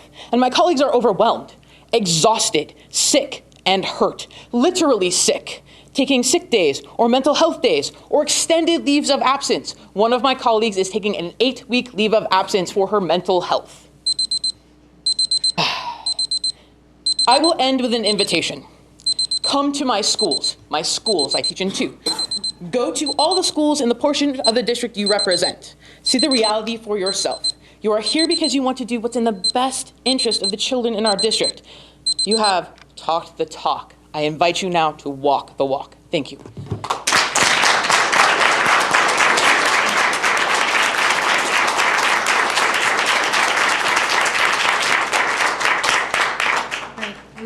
We did have 2 cards that came in late. So at this time, it's 9:47. I apologize. Hopefully you can speak at the next meeting. Let's see. Can we let them speak? Okay, if you'd like to stay longer, we can have it. All right, Kathy Jones and Austin Freeman. I'll give up my time. Austin left. Okay, Kathy Jones. My name is Kathy Jones. I'm a teacher and a resident in Kent. And Director Hamada, I appreciate the comment you made tonight about running a mean and lean budget and it's good for students. It is not. And so that got me wondering about a big picture. And so I want to talk about the money. I do not understand budgets. I don't understand all the stuff going on. So I'm just speaking a general perception from somebody who doesn't understand all that. But distrust in how the district spends money and their priorities has been ongoing for years. So the talk tonight about when you get in a hole, it takes a while to get out of it. We were in a big mess. It's going to take a long time. So I was surprised to see, again, this is just my uninformed observation, that it seemed our fund balance had increased dramatically and much faster than I expected. I was shocked that that had happened. And so seems that the district has a priority on getting that money back in. I don't know if that's to save face or if it's to make the district look good, but you've stated here, when you have a mess, it takes a long time. So I would like to see you take a little bit more time building up that balance and adequately fund the schools now. When we short kids now, they're never going to get that back. It's gone. A couple of examples. Our school wasn't adequately staffed at the beginning of the year, so quite a ways in the school year, they had to add a teacher. We had to move a whole bunch of kindergartners and second graders. They had new rooms, they had new teachers. That's not good for them. We have schools now that grade levels are closed, so a family cannot attend their home school. That's a shame. People buy houses to go to a school they want, and they are denied. Some families have their kids in separate elementary schools because they're closed because not enough teachers were hired. That's wrong. Another example, how about making our office staff a priority? We could not run. They are loving, caring, capable people that carry the weight of our schools on their shoulders. You need to stop undervaluing. You need to pay them. You need to respect them.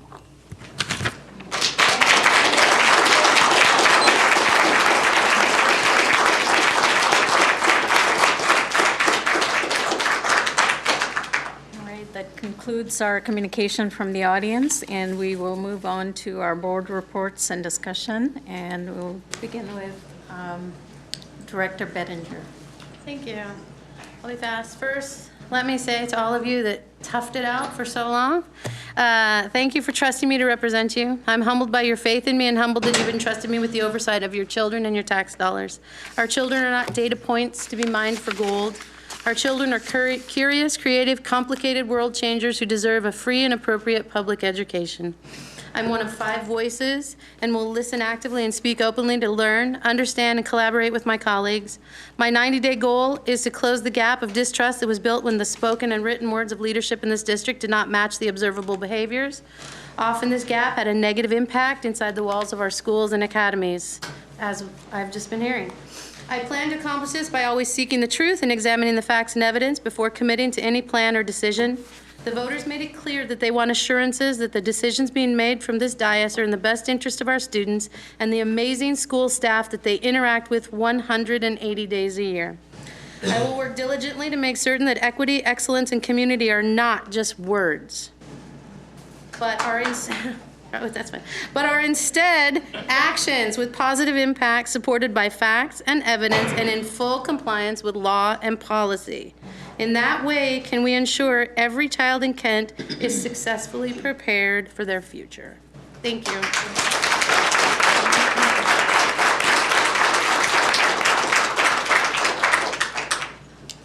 Director Bowen. Hey, everybody. I'm really honored to be up here today and to be able to serve our community. I am a product of the Kent School District. I graduated from Kentwood High School, and all 3 of my children are in this school district as well. I've volunteered in the schools and built close relationships with staff and teachers in my children's schools, and I am very excited to be up here to represent all of you out there. And I just want to say that I would love the opportunity to come and visit your schools and your classrooms, and any invitation would be welcome with open arms. So please, I really hope that I am invited. Thank you.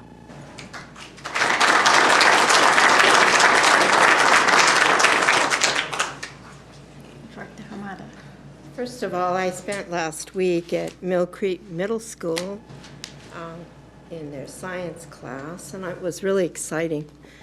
I am in a lot of classrooms. Like, I've been mentoring and tutoring in schools for longer than most of these people in this room have been alive. So I love being with kids, and that's why I'm here. I would like to see a lot more inclusion in our community than we have already, and try to get people that they feel when they walk into this room that their opinion really does matter, and that we are listening, and that we are going to try to make things more transparent than we have in the past. So I'm not going to go on and on. You've been here till 10 o'clock, and actually I'm tired. So. Thank you. Thank you for coming.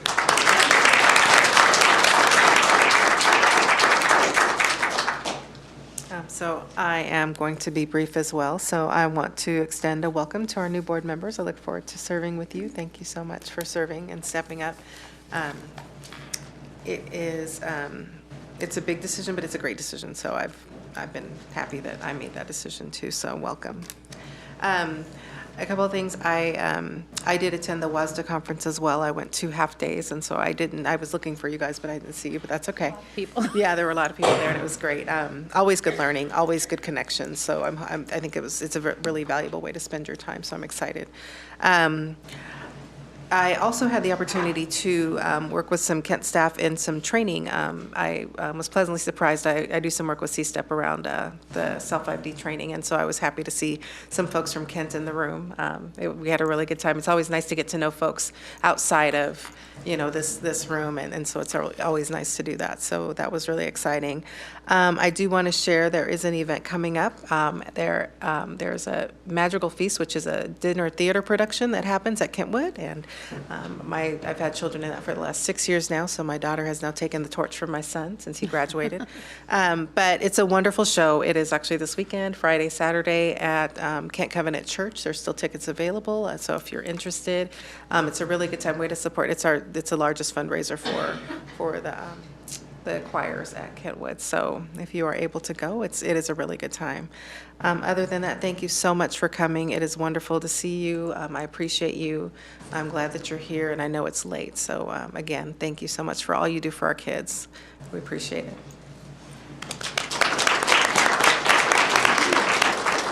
I also want to thank all our incoming directors for serving, and I'm looking forward to working with all of you and learning from you as well.